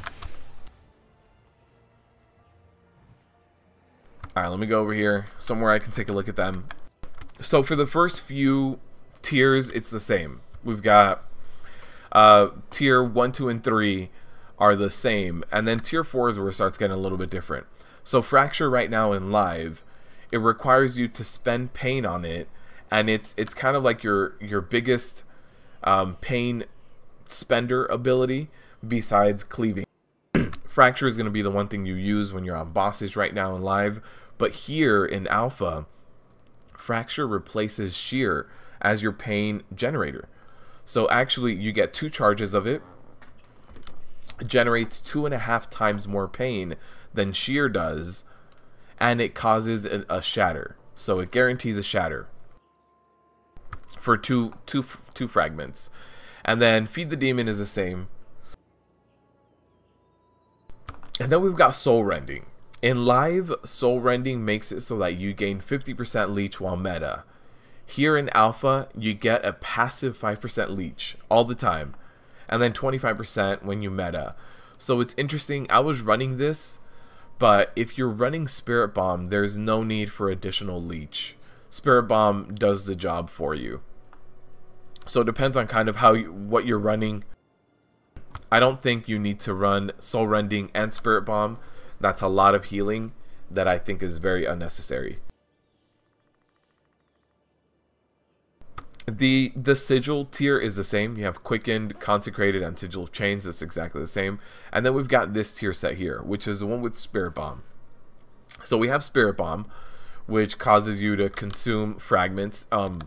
Also, right now, Spirit Bomb replaces Soul Cleave. So Soul Cleave goes away. You get Spirit Bomb. Spirit Bomb costs 30 pain to cast, baseline. And it consumes your fragments and then does everything else. You know, applies frailty. You gain, you heal according to the frailty and how much damage you do to people with frailty. So overall, you're getting less abilities to use. But much like a warrior has vengeance weaving, at this point, it seems like you're gonna have weaving here on a Demon Hunter, where you throw out one fracture, generate shards, and then you throw out a Spirit Bomb, and then you throw out another fracture and another Spirit Bomb. You're gonna be weaving them back and forth because this is your pain generator and your pain spender. And besides these two, you're not really using pain for much else besides your I don't even think you use it for active mitigation anymore. No, Demon Spikes just is. You no longer need pain to activate Demon Spikes, so that's also really good. And then the last tier has Last Resort, which I'm running right now, Soul Barrier, which is the same as Live, and then Coming Soon, which we don't know what it is yet. We don't know what it's going to be. So changes to Demon Hunters seem like they're going to be for the positive. They're freeing up your global cooldowns, basically. You have one pain generator, one pain spender, and everything else is just an ability that you can use when it's off cooldown.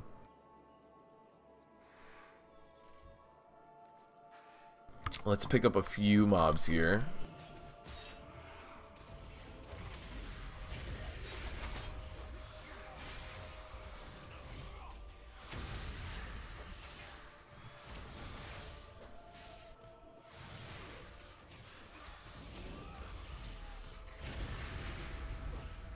Oh, and we just dinged.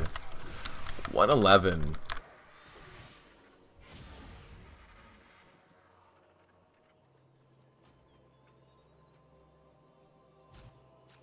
So we can pick up a few mudfish. But yeah, as far as how Demon Hunters feel, they feel really good. They feel really, really good. The amount of lifesteal you're getting from Frailty feels like it's plenty. Your active mitigation it's okay, but then again, all of the active mitigation seems to have been changed to just feel okay. Out of all the tank classes I've played, there's no active mitigation that feels as strong as it is in Legion. There was a big focus in Legion to active mitigation, and it seems like they're walking away from that a little bit. You're more passively tanky on what? You're more passively tanking on every single tanky class, which is a good thing. So you don't necessarily always need the active mitigation at all times.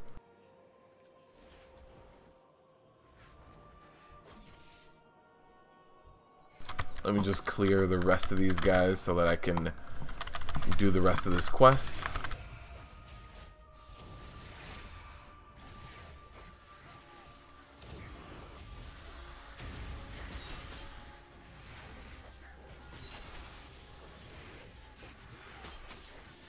Prot Paladins prefer Tyrannical over Fortified because bosses are easier to telegraph damage spikes. However, in Fortified, their AM uptime is a bit low. That's interesting. I really prefer Fortified. Fortified weeks are way better for me on my Prot Warrior than than Tyrannical.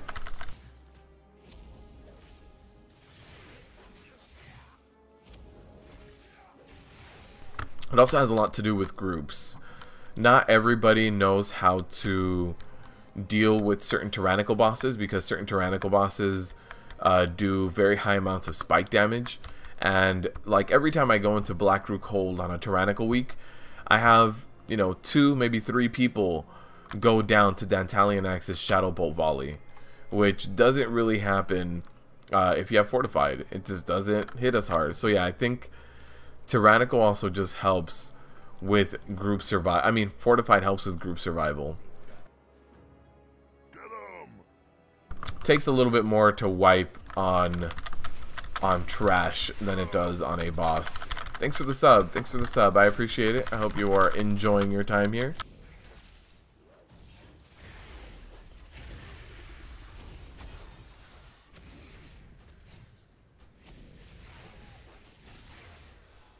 Different tanks for different spanks. Yep.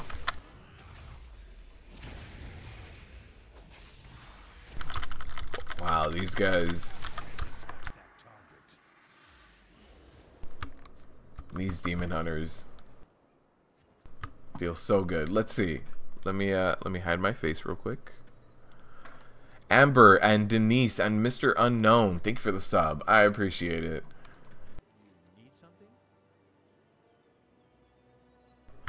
We've got, yeah, nothing. Oh, so we can still get random upgrades. This is the first time I see things randomly upgrade like that in the alpha. Might have just been added, kind of like it was in Legion, where quest rewards can randomly upgrade. That was cool. I hadn't seen that. 228. I'm OP now. People don't use cooldowns to mitigate huge burst spells. They think a healer can save them from everything. Yes, I agree. A lot of people get upset that the healers couldn't heal through a one-shot, and it's like, that's not... Nothing can heal through a one-shot. Let's just...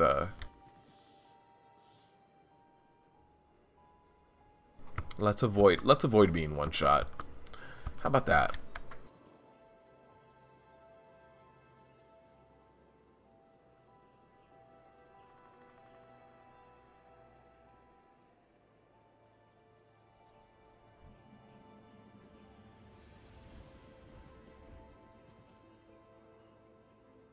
There was 2 flight paths right next to each other. You guys see that? I just picked one up right over here, and then another one right here. It's interesting.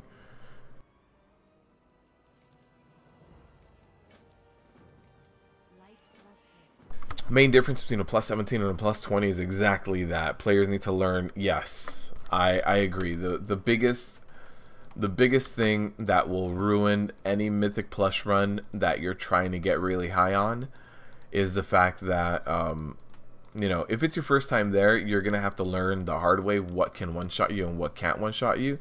But learning the difference between any normal ability and those big abilities that will one-shot you is going to help you meet the time. And if your DPS, your tank, and your healer know that, then it's all good. Something else that really helps out when you're pushing really high keys is a Prides. A Prides is just going to be amazing for you, for anyone really, because the amount of damage it absorbs is crazy. It increases your HP effectively by 30% every 30 seconds. And I don't think enough people use Prides when they're pushing high keys. A lot of people really want to, when they push a high key, they want to perform really good on the damage meters. When it's, you can perform the same on a plus 15 and a plus 17 key, you just need more survivability.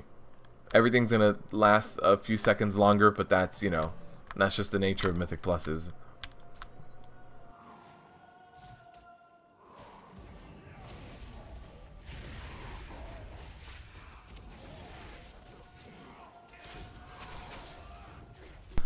These, oh man, now I know why Mion solos content on Demon Hunters.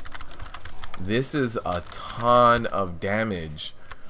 How fast that went down. I don't even think prop paladins have that amount of burst.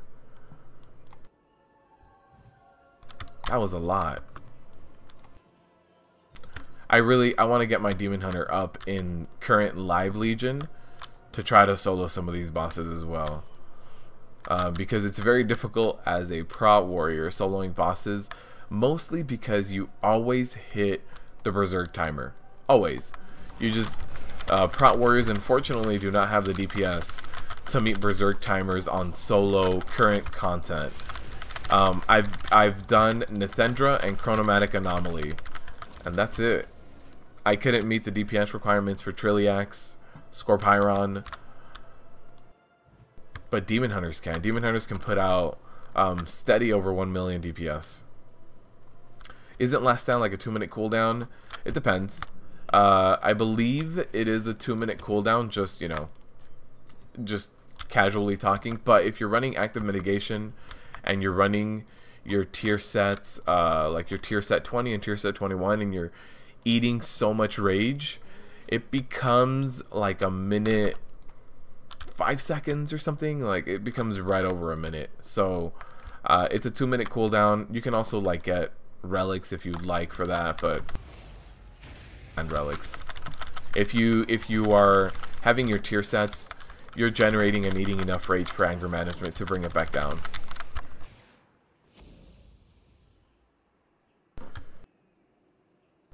You've seen many. Oh, use that instead of, yeah, but trying to survive. There's certain berserkers that I can survive just fine.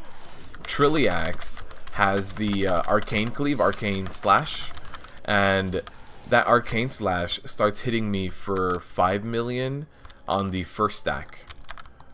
Oh no, I got the bug where I can't see my mouse cursor. So yeah, when you're getting hit for 5 million, there's not much surviving you can do. You can survive for a little bit. I can pop last stand, I can pop shield wall, survive for like an additional 20 seconds. But when I'm talking about I hit the enrage timer at 30% and I still need at least another 3 minutes of fighting this boss, this is not going to work out for me. Alright, I can't reset my mouse cursor. I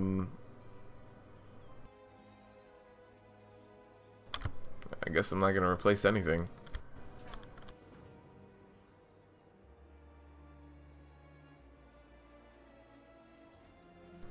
$5 million on normal. Yeah, doing a normal. Let me see if I can reload UI now and that works. If not, I'm gonna have to restart. Nope, it does not work. So, you guys are gonna have to deal with my face right now while I restart this alpha.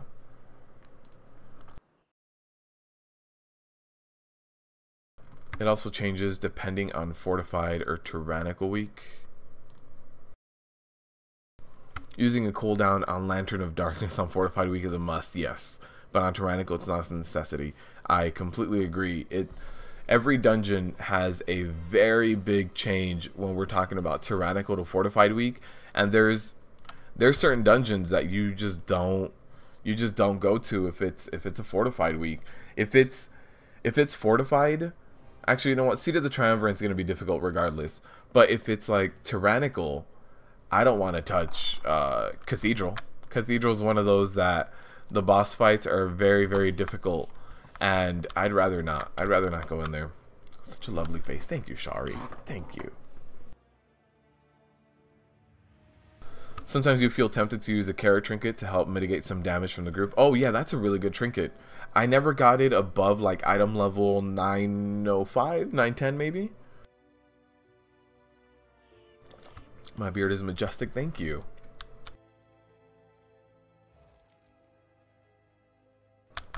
Alright, let's pick up a lot of these guys again. Can I pick up this guy? Nope.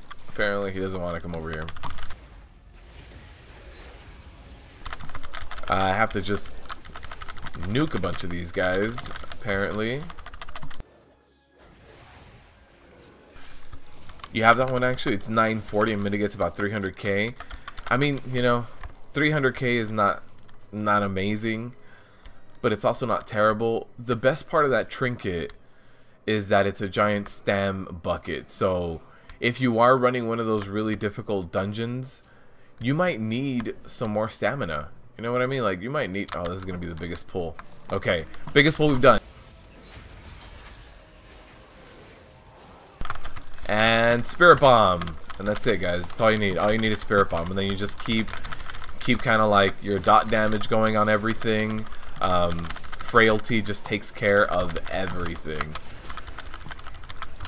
This is too OP. This is ridiculous. My Prot Warrior would have died with a healer. Like, it just wouldn't have happened.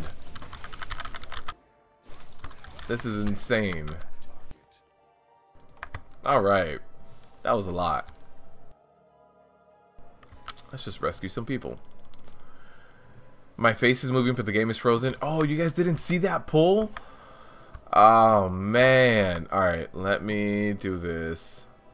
Is it not working? That pull was ridiculous. Okay, let me go back to the camp. I'll try to do the same pull again. Let me see if I can refresh this. Refresh, please. And...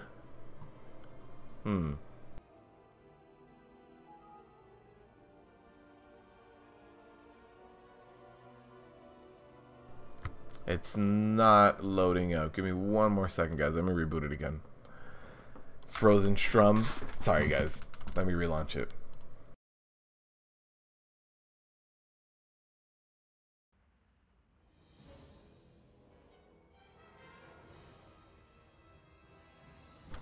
Alright. So it's logging in. We got it going. What item level is my beard? Item level 1000 right now. But I'm saving up my essences. Stream is frozen. Sorry, guys. The poll sounded good. We're using our imagination.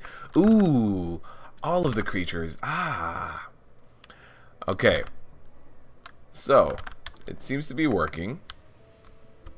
Right? Let's see. Yeah, I think we're good. What's up, Pally Main? Max, I don't want to burst your bubble, but Vengeance Demon Hunters, they're insane.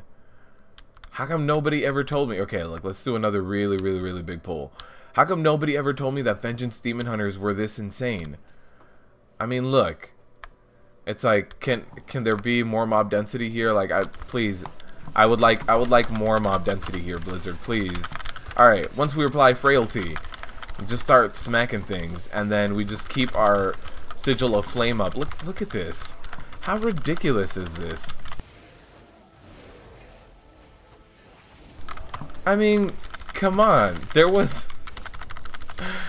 Oh, man. The other poll, I think, had maybe a few more mobs, maybe another 4 or 5 extra. I didn't even get close to death there. This is crazy.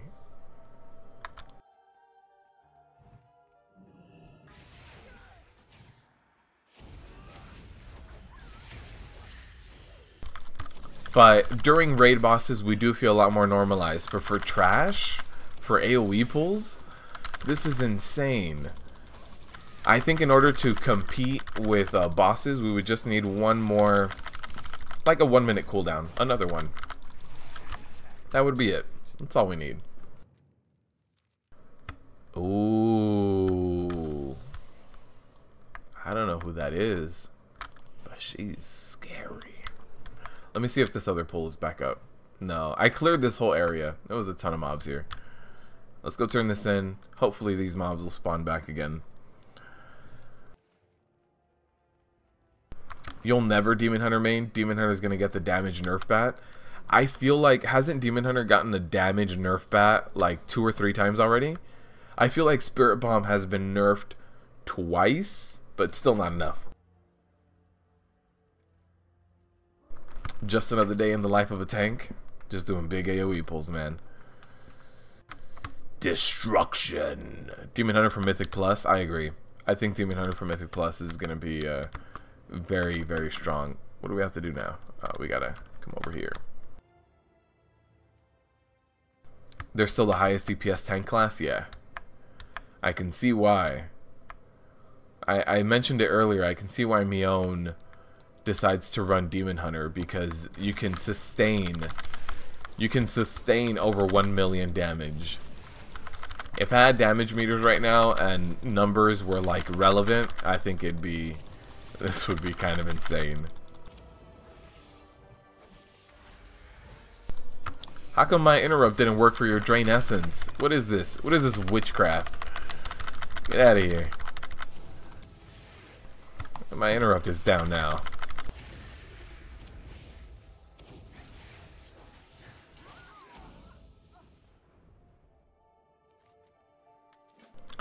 But Prop Paladins feel like they're going to be the strongest tank just overall when we talk about Mythic Pluses and Dungeons. Alright, come over here. No, it's not working. They will use BFA to normalize them. So there's a lot of changes for Demon Hunters. A lot of talent point changes. Wait, I can't use it on this guy. Yeah, there's a lot of talent point changes and a lot of abilities being changed for Demon Hunters, but it seems like it's for the better, honestly. They just seem like they're streamlining them. They're becoming a lot less convoluted. There's just more of a clear path to what you should be doing. Now there's one pain generator and one pain spender. Everything else, just an ability. So it seems like they might get a little bit easier. Alright, let's keep using our charm here. How come it said he turned on his masters and then he turned on me?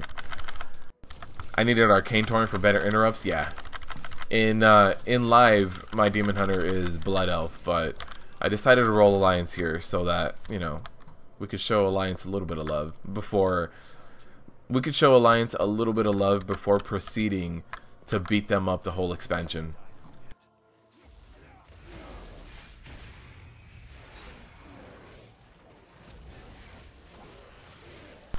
Paladin Masterclass.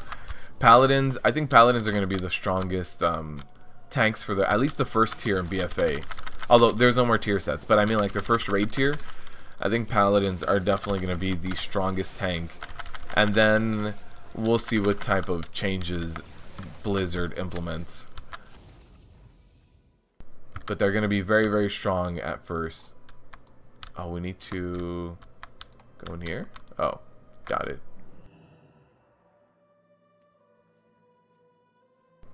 Oh, that's right. I become this Ravager. Be one with the Ravager.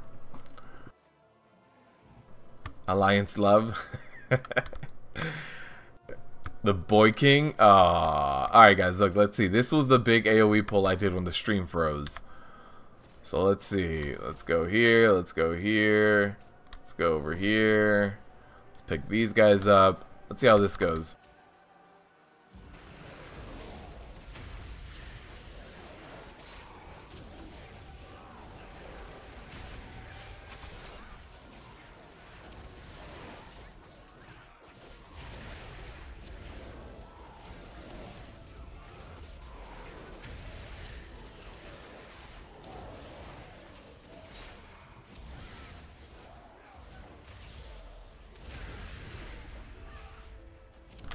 I mean, really? That was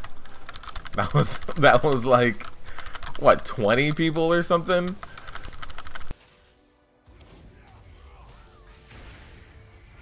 This gets a little ridiculous. That's all.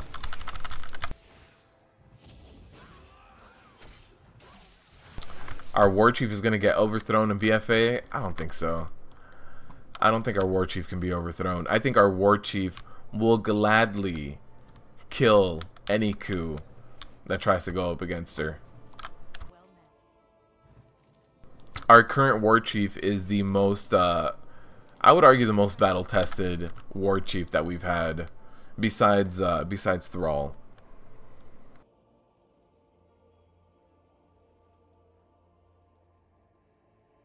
One thing you're hoping for in BFA is that they fix Prop Paladin in PvP.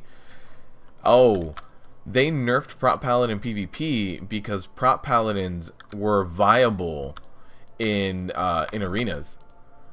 So in the first season of Legion PvP, there was some people playing Prop Paladin in threes, and I'm talking about in tournaments. And everyone was like, "This is ridiculous. Tanks should never be viable in PvP. This needs to stop." And so they stopped it. But the biggest reason that they got the nerf back for PvP was because of that, because they were viable, and everyone was like, tanks have no place in arena matches. This is ridiculous. Get rid of them. So they did. But Prop Paladins were the only viable tank in arena in competitive PvP.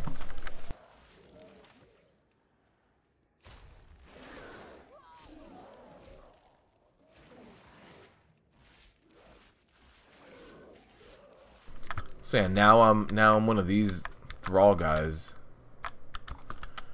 Let's see.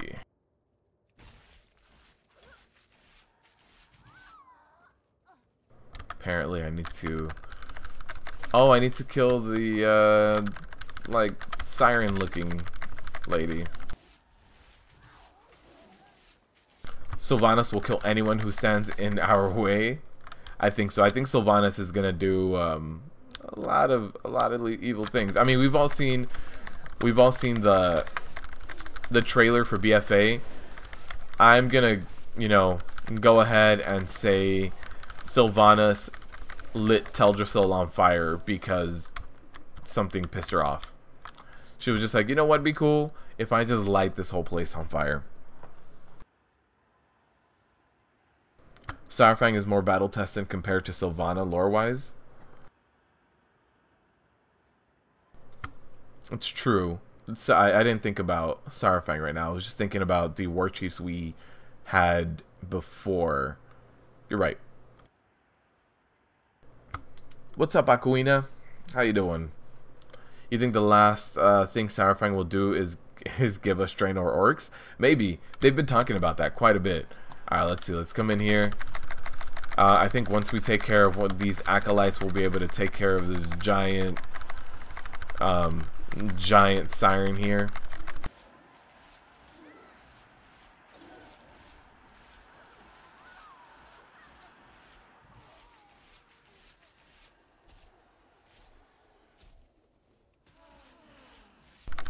Alright. She's pretty creepy looking.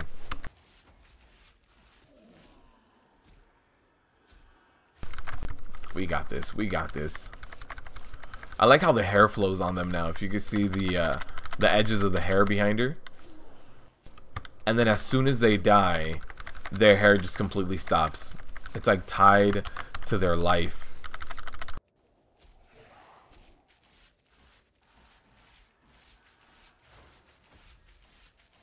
You spent 5 hours in Undercity killing Sylvana solo on your pally? You should have let me know. I would have gone over there and joined you on my warrior, taking you down. Late at night, only 5k players at max. Dead Realm. Oh, okay. Not a lot of people in Undercity either. There's just not gonna be a lot of people there. All right, let's get out of here. Wait, what? Am I being teleported? Perfect. We all saw the trailer. We saw Undercity attacking Alliance and then wiping Sylvanas and random. Wait. Did you say random troll? You mean Zappy Boy? Are you calling Zappy Boy random troll? This is treason. This is treason. Don't call Zappy Boy a random troll. Demon Hunter, yes! This Demon Hunter feels amazing, by the way. That's like killing the Alliance bosses in a Horde population server. Prot Paladin no good in PvP. Neither is Prot Warrior. Neither is Prot Warrior. Like the only thing that Prot Warrior does in PvP is be annoying. You just stay alive and you just kind of like bounce around. Maybe throw out some interrupts. But Silencia, one thing to note about the Battle for Azeroth trailer is it's not in the right order. They've said it in interviews, like they're just showing us the events, but they're not showing us the events in order. So as far as what happens first, we don't know. But I'm pretty sure Sylvanas is just gonna be like, oh hey, we took care of the Burning Legion. You want to? This is our Azeroth now. We're mining it. You know, Professor Double Chin here, Mr. Gallywakes, is mining it for us. And if you try to mine any yourself, I will distract you by burning your giant tree. Just try it. Just try it. And then they're gonna try it, and Sylvanas is gonna go, let's go light up their tree. Let's go.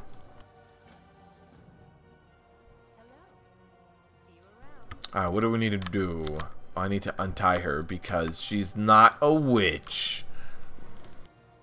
You hope Sylvanas dies. How many times does she have to die? She's died enough times, man. Let her just have this life. We don't know how many lives she has. I don't know if she's like a cat and she's gonna have the 9 lives, but she's already died twice. Let's just let her keep this one for a little bit longer. Some Alliance leaders need to be taken out too. I agree with that statement. There's a lot of death as the War Chief. I think the War Chief is like the most hazardous job in World of Warcraft. It's like, what's his name? Mike Rowe would be doing dirty jobs. He'd be a war chief in World of Warcraft. He'd be like, this is ridiculous. I'm going to end up dead here. Survival rate is 0 right now. Except for, actually, Thrall. Survival rate is only Thrall. Achievement for killing the imposing, oh, I haven't read this new achievement. Is it here in the alpha? I'll have to check. Do you know what the achievement is called? The one for killing Saurfang? Uh-oh, we've got all the things here. I'm telling you, these Demon Hunter tanks, all of this leech I have going with frailty, it's crazy. It's crazy. All you have to do is maintain frailty up and just keep, at that point you can just keep fiery or sigil of flame up, keep cleaving things. Things are great. Still queued up, but you know, I don't think we're gonna get 2 dungeons in one day. I think that's expecting quite a bit. She's immortal. Dwarves are the master race. Dwarves, you know, I think weren't dwarves like the first or second race that was crafted?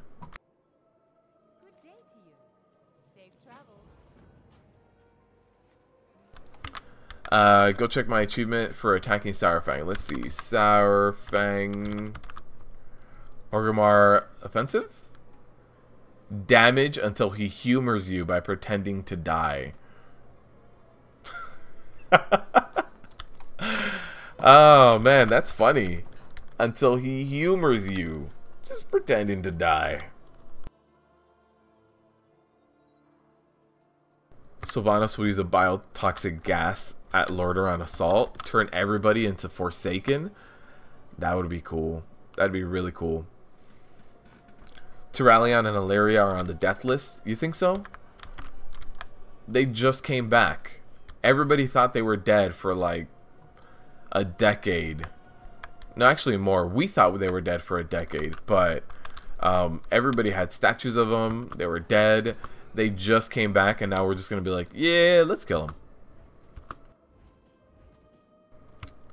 The one for getting the brown bear mount, the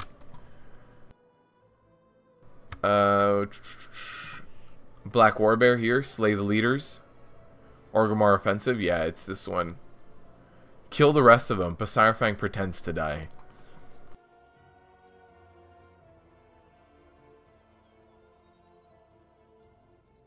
Thrall was a smart dude, got out of that job before it took him. I agree. I agree. He was like, I'm done here. After a few years, he was like, you know what? The elements are mad at me, so instead of me jumping into a battle with without the help of my elements, I'm just gonna go ahead. I'm just gonna leave. You know what, Horde? You guys seem to be having like some issues right now. There's a lot of anger, so I'm just gonna go ahead and dip out here.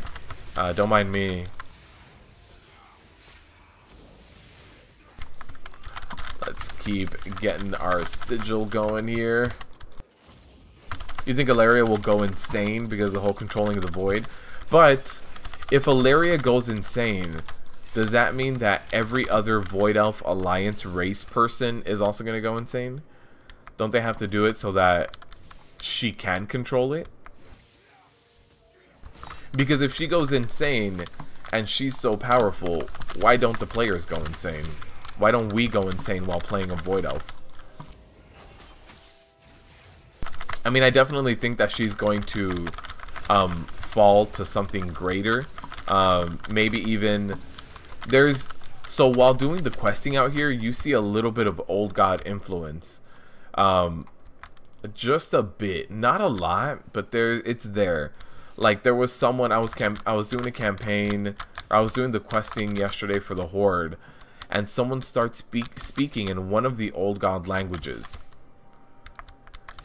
So I think Ilaria will be swayed by an Old God for a little bit more void power. But I don't think it's going to be the fact that she's in touch with the void that inherently does it. I think it's going to be a void, an an old god. Here's the theory. Everything we know is Azeroth's dream. Oh no, don't do that. Don't do that. If that's how WoW ends, I'd be pretty upset. Hey guys, it was all a dream. This is original, right? This is what story writing is like. It was all a dream. It's fake. None of this existed. We all just imagined everything. All the bosses, they were all just a figment of your imagination. Good job, everyone. You have a pretty good imagination. You guys are you guys are the ones responsible for WoD, since this is your dream. Like I didn't make this. You have no one to blame but yourself for WoD.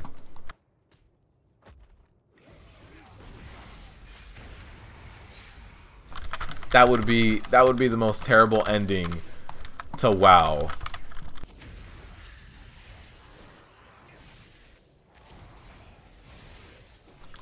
Oh, by the way, Glock, since you're here, I have to show you the new talent points because things are a little different for Demon Hunters right now.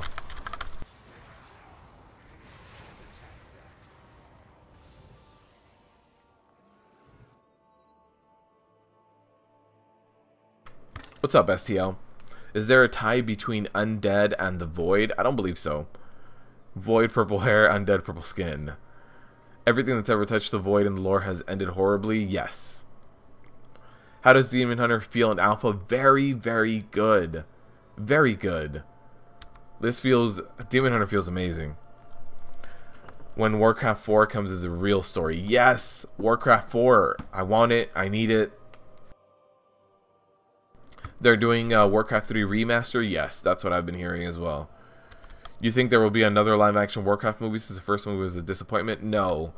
I don't think there's going to be another one because it was a disappointment. I think even for the first Warcraft movie, they got a lot of people who used to play to go try to see it and give it another chance. And that was their one shot to convince those people to be reinvested in the Warcraft franchise. I think that one shot is over. I don't think you can convince those people anymore. They tried the first Warcraft movie. All they're going to remember is, hey, you remember how bad the first Warcraft movie was? Yeah, that stuff made no sense. You want to watch the second one? No? So no, I don't think they're going to make another movie because they're one shot to convince those people who used to be invested that are no longer invested. It's gone. Doesn't exist anymore.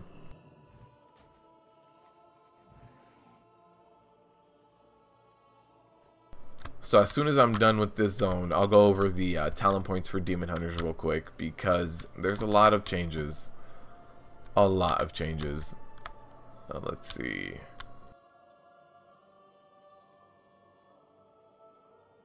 Hey, let's climb up the mountain for 3 hours.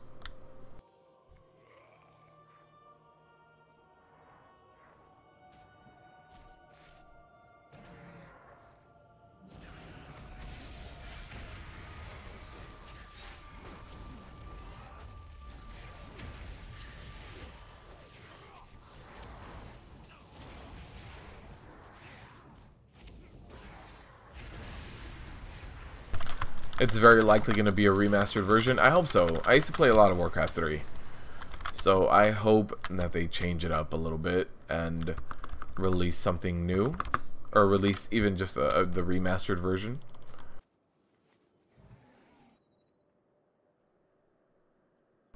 It did really well in China, so who knows? The whole love story between Gamora and Ragnar didn't make sense. Yeah. You imagine Lothar as more bulky and bald. Yeah, the whole movie was okay. It had its moments where it was like trying to pick up and it seemed like this could be it, but I don't know. I think appealing to the WoW community, they had to be, in order to appeal to all of the WoW community, they should have been really, really strict with the lore. And they took a lot of liberties that I think with the community that's this invested in storyline, where every time you quest, every time you do something, it's just story, and story is always the only reason you go do raids is story. And you know, you're very invested in the lore. So when they make a movie that's based on bits and fragments of this and that, and yeah, it's not gonna play well with the people who are really invested in the story, which is a lot of the players. We don't all watch Novel on repeat, but we at least remember, you know, certain quest lines, certain dungeons, certain raids happening with certain key characters, and it just didn't work out that way.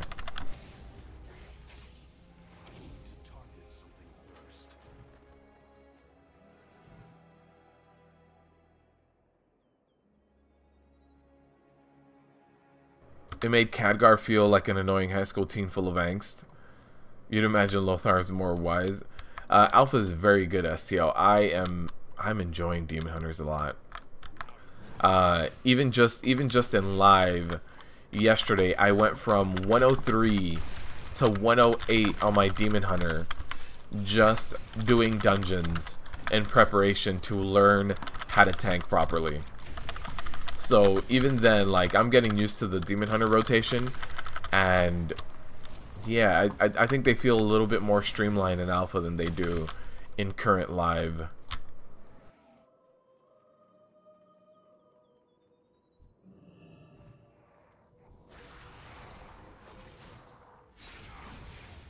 Oh, this guy's glitched right here.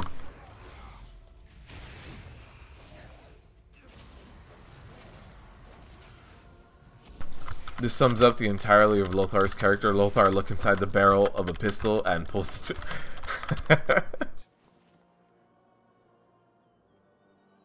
Where are there more of the... Oh, here we go.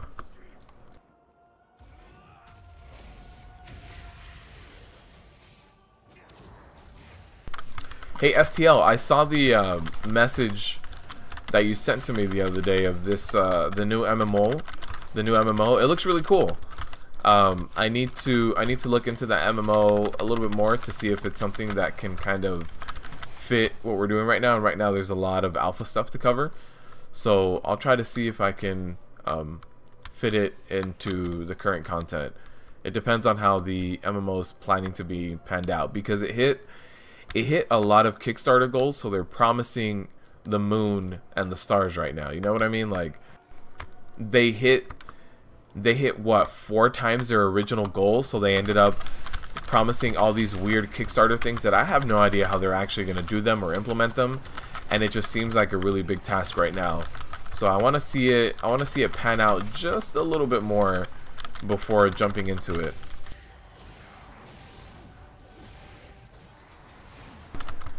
And Priest, your dream for a Arthas movie, that might be the only thing they do. So if they do the Arthas movie, it would just have to be called like The Frozen Throne, The Lich King Reborn, maybe, or something. Or it would have to have a title that lets you know that this movie is only about the Lich King, nothing else. Nothing else that like has Warcraft IP on it, just the Lich King. And I really don't think they will, though. But if they do it, it wouldn't be called like the Warcraft movie 2 or something. They would completely leave the other one in the dust, like if it never existed, because I think that's just what they have to do at this point.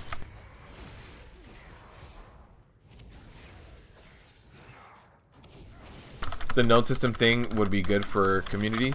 Yeah, but then they're also adding like an economy thing with the nodes as well.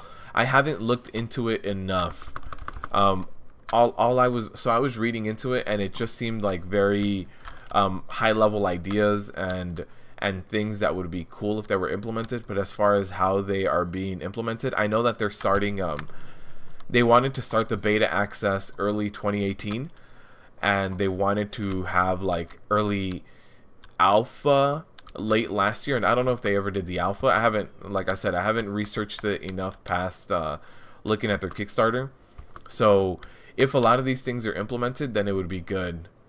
There was another one that was recently implemented where there was nodes, and like the terrain was constantly changing depending on who controlled it, and there was like economic routes of like caravans, and there was a lot of PvP, and it was set to, it had like super high hopes too, And then when it got implemented, the PvP was one way where only archers were good, and the whole PvP system was very broken. So I forget what this one was called. It looked like an old school RTS game, like that kind of RTS camera. But yeah, I need to look into this one a little bit more. Still pre-alpha? Okay. You'd settle for a good animated movie like what DC does? Yeah, I agree. I think if they brought it back, I think an animated movie would be way better than a big budget CGI thing. Because doing all of that CGI was very expensive for the minimal amount of returns that they saw. I don't see any more of these hunters that I need to rescue or their pets. Beta probably at the end of the year. Oh, they had said early 2018 was going to be the beta. Oh, I see a guy. That's the last one I need. Good stream. Thank you, Tyler. Thank you. I'm going to be jumping over to Mythic Pluses very shortly here. So if you guys want to stick around for that. By the way, Glock, since you are here, let me go over the changes to Demon Hunters real quick. So, the biggest change is the fact that we now have one pain generator and one pain spender. So if we look at our talents, Fracture replaces Shear and generates pain, and then our pain spenders are going to be Soul Cleave, or if we go with Spirit Bomb replaces Soul Cleave. So Spirit Bomb is now going to cost 30 pain, an additional cost to fragments. And yeah, Fracture is going to be generating pain, but it has maximum 2 charges. Generates 2.5 times more than Shear does, though. And then the last tier isn't fully implemented. And the last big change is Demon Spikes no longer cost any pain. Demon Spike is just instant. You cast it, you're done, you have it up. So overall, there's less things to kind of spam and press, and allows you to kind of clean up your rotation just a little bit more, with Fracture being your generator, Spirit Bomb being your spender. And if you don't like Fracture as a spender, as a generator, you can still have Shear, but everything seems a little bit slower. Soul Rending now gives passive leech, and the Spirit Bomb tier also has Gluttony. When you consume a soul fragment, you can activate meta for 5 seconds, and it's okay. But the thing is, meta right now isn't working properly with Fracture. At least I don't think it is. You just thought it would be a good idea? Yeah, I'll take a look at it, STL. I'm just letting you know that I saw the message, but it was also really late, so I didn't reply. I saw your message, started looking it up, started reading on it, and then fell asleep. Do I use Raider.io? How does it work? You can barely get a Mythic plus 15 pug even though you're 960. I use Raider.io a little bit. If I'm running a pug or anything, I don't use it. I know about it, and I tried to maximize myself on it so that I get my invites. So the way Raider.io works is it gives you a score for every Mythic Plus you've done in the current patch. So right now we have patch 735, and I think that's just going to be the last update they do for it.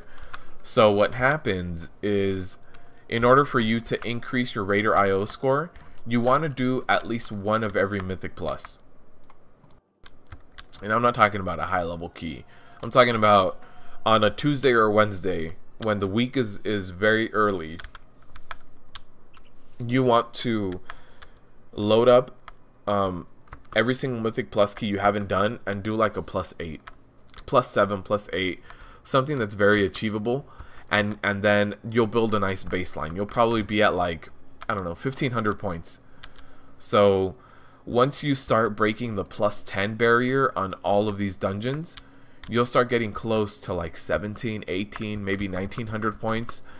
In order for you to break 2,000 points, you basically need to do a +15 of every single dungeon. But yeah, in order for you to get a good baseline going, I would suggest, like right now, it's Wednesday. I would suggest on a Tuesday or a Wednesday, getting like a +8 done of every single dungeon, especially if you haven't done them yet. What is this? Oh.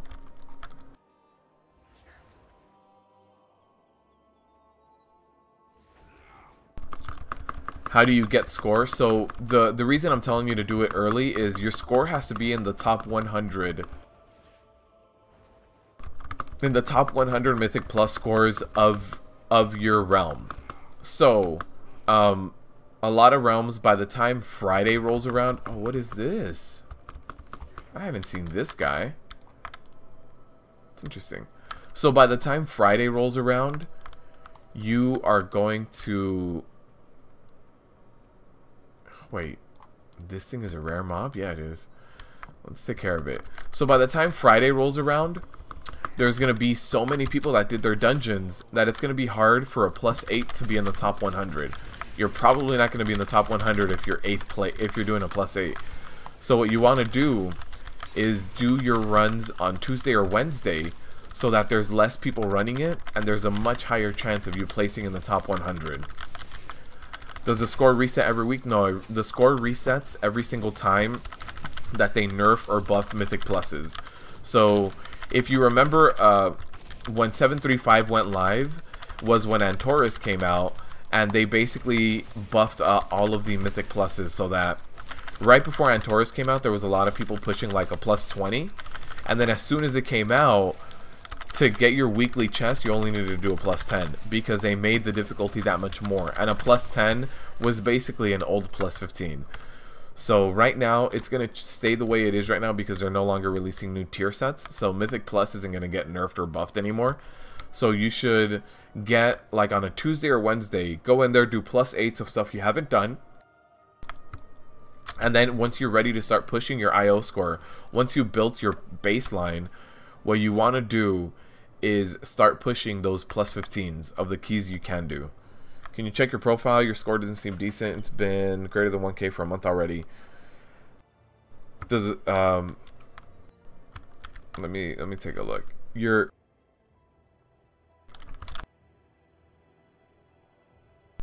So your character's name is Duka?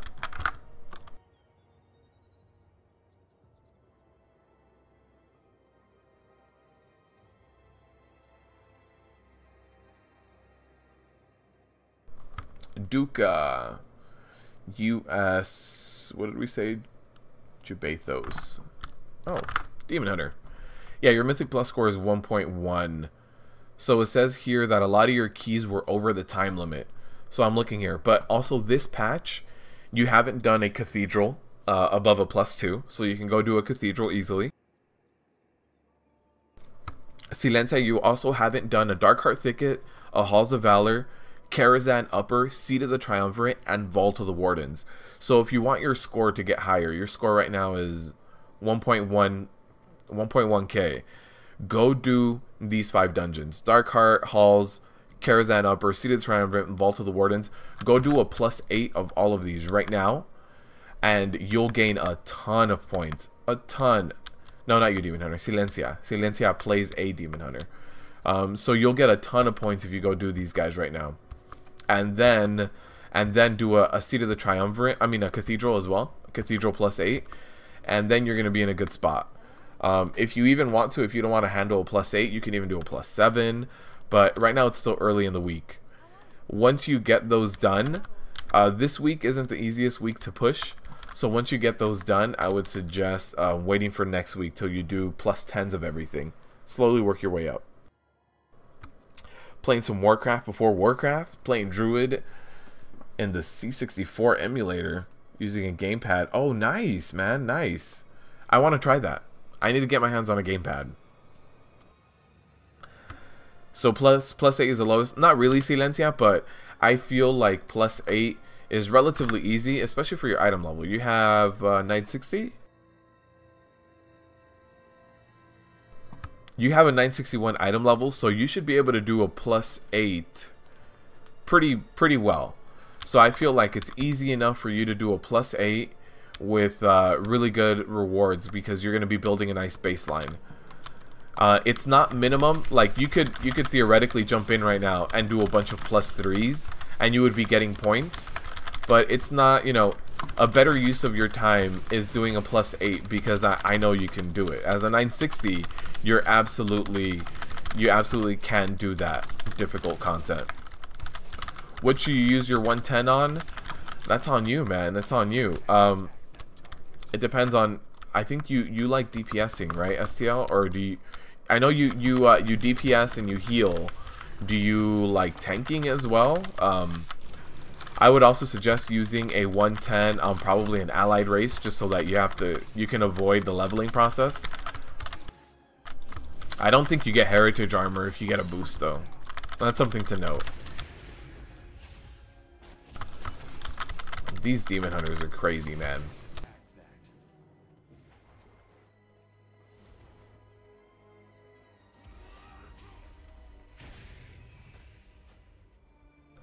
So yeah, we're still queued up here, but I don't think /who. Oh, there's enough people. We just need the shaman to go healing. Do you have to get an add-on or just the website? See, Lencia, they do have an add-on. I don't have their add-on. I don't use it, never have. I'll just log into the website every now and then. The biggest one for me was I wanted to break 2,000 rating on Raider.io. And once I broke that 2,000 rating, I don't worry about it anymore, because they're not going to change it anymore. There's no more tier sets that are going to come out. So now I don't have to worry about my score resetting and anything like that happening. It is what it is, and that's what it's going to stay at for the rest of the expansion now.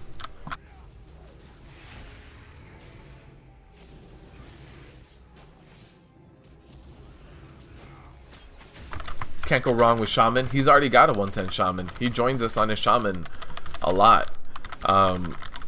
That being said, Druids are also, if you don't mind, like, if you enjoy playing a Druids are really fun because you can tank, heal, range DPS, and melee DPS.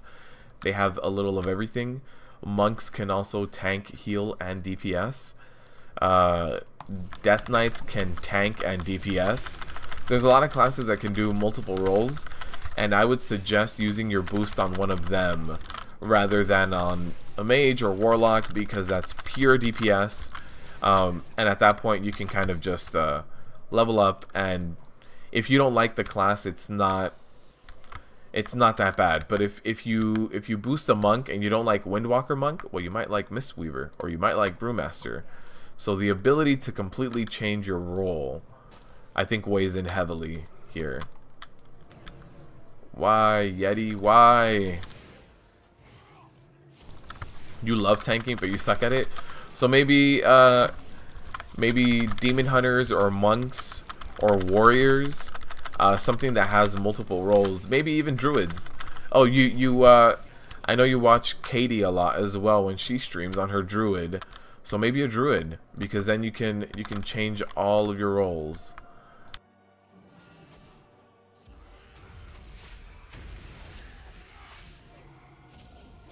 You like face rolling a 3 to 5? Yeah, at that level of a 3 to 5, you can definitely you could jump into it by yourself and solo everything. You have every class to 110 too. Oh, okay. I would highly suggest doing a an allied race then. So depending on what you like, if you like playing Horde, then definitely pick one of those. If not, you can just hang on to it. There's no reason for you to waste it right now if you feel like you haven't. I didn't use, when I bought Legion, you know, you get the 100 level boost. I didn't use it until about 2 months ago. So the large majority of Legion I played without using my boost, and I finally used it on my Paladin. But yeah, I didn't use it for a very long time. You can just hang on to it. Paladin Masterclass. If you're boosting a melee DPS class, don't pick an orc female. She grunts every swing. Oh man, that's funny. Alright, let's go. This is a glitched area where you could go through here and fall through the world and it disconnects you. Or I can just go underneath here. And it's like, yeah, I'm right there. I'm right next to you. Yeah, no, don't. Actually, I found an area in live that allows you to go into the walls, and this is in live. It's kind of weird. Every time there's been one of those exploits, it's been fixed. So I don't know if anyone just hasn't found this exploit It's also not a big deal because you go through a wall and then it spits you out. It gets you off of your flying mount.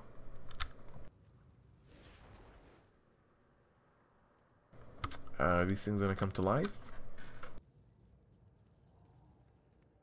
But yeah, I did find an area in live where you can go through a wall, which probably not the best thing to do. And it completely happened on accident. I was flying and clipped something, and instead of clipping through it, I just went right through it. All right, after this quest, we'll do some Mythic Pluses in live right now, because this week's an interesting week. We've got bursting, so there's some keys out there that are pretty damn difficult.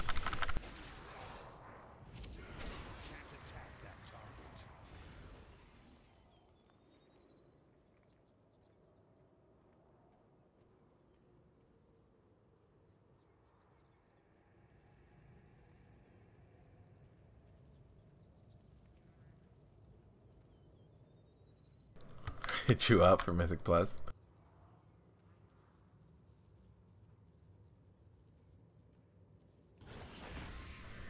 It's either Mythic Plus or finish leveling my Demon Hunter, which I'm tempted. I'm tempted to level up my Demon Hunter. Get over here, guy. Get over here, guy.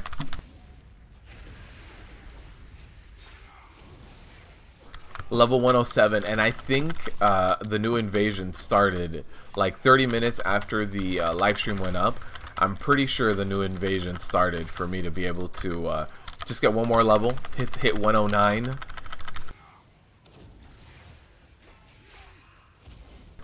Uh-oh. Yeah, I think the only thing that's kind of missing a little bit in alpha Demon Hunters is the fact that Spirit Bomb requires soul fragments. You have to. It feels like you're generating too much pain, and you don't always, yeah, like right now I don't have soul fragments. There it is. I had to overcap. That's the only thing that's a little off.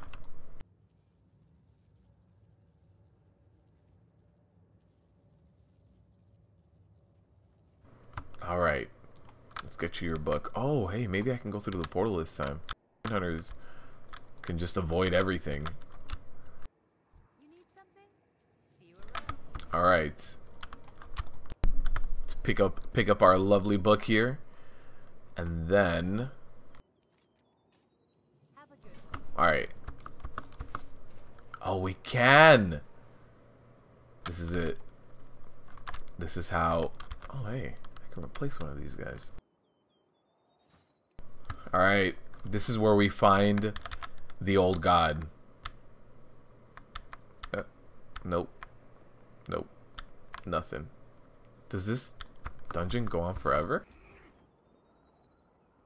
No, it does not. Okay.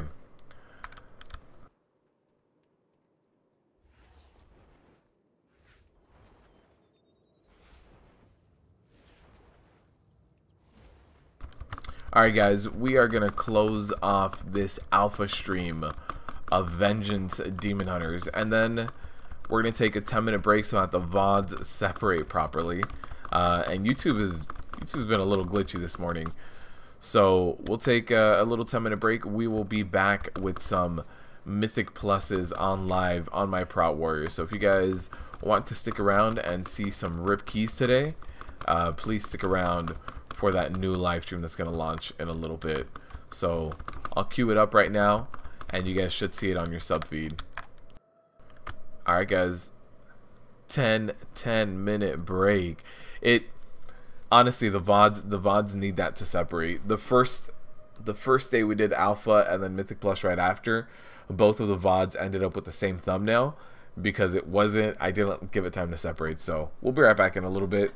Thank you guys for stopping by. If you guys were just here for the alpha content, thank you guys for joining me. I hope you guys are enjoying my looks into all of these tank classes. Up next is probably Brewmaster. Brewmaster looks like it's something I've gotten a little bit more used to. Druids are going to be a rough one because I've never really played Druid. So thank you guys for stopping by, and tomorrow we're going to have the full edited video of Blood Death Knights if you guys want my opinion on Blood Death Knights in the alpha right now. Alright, see you guys in a little bit.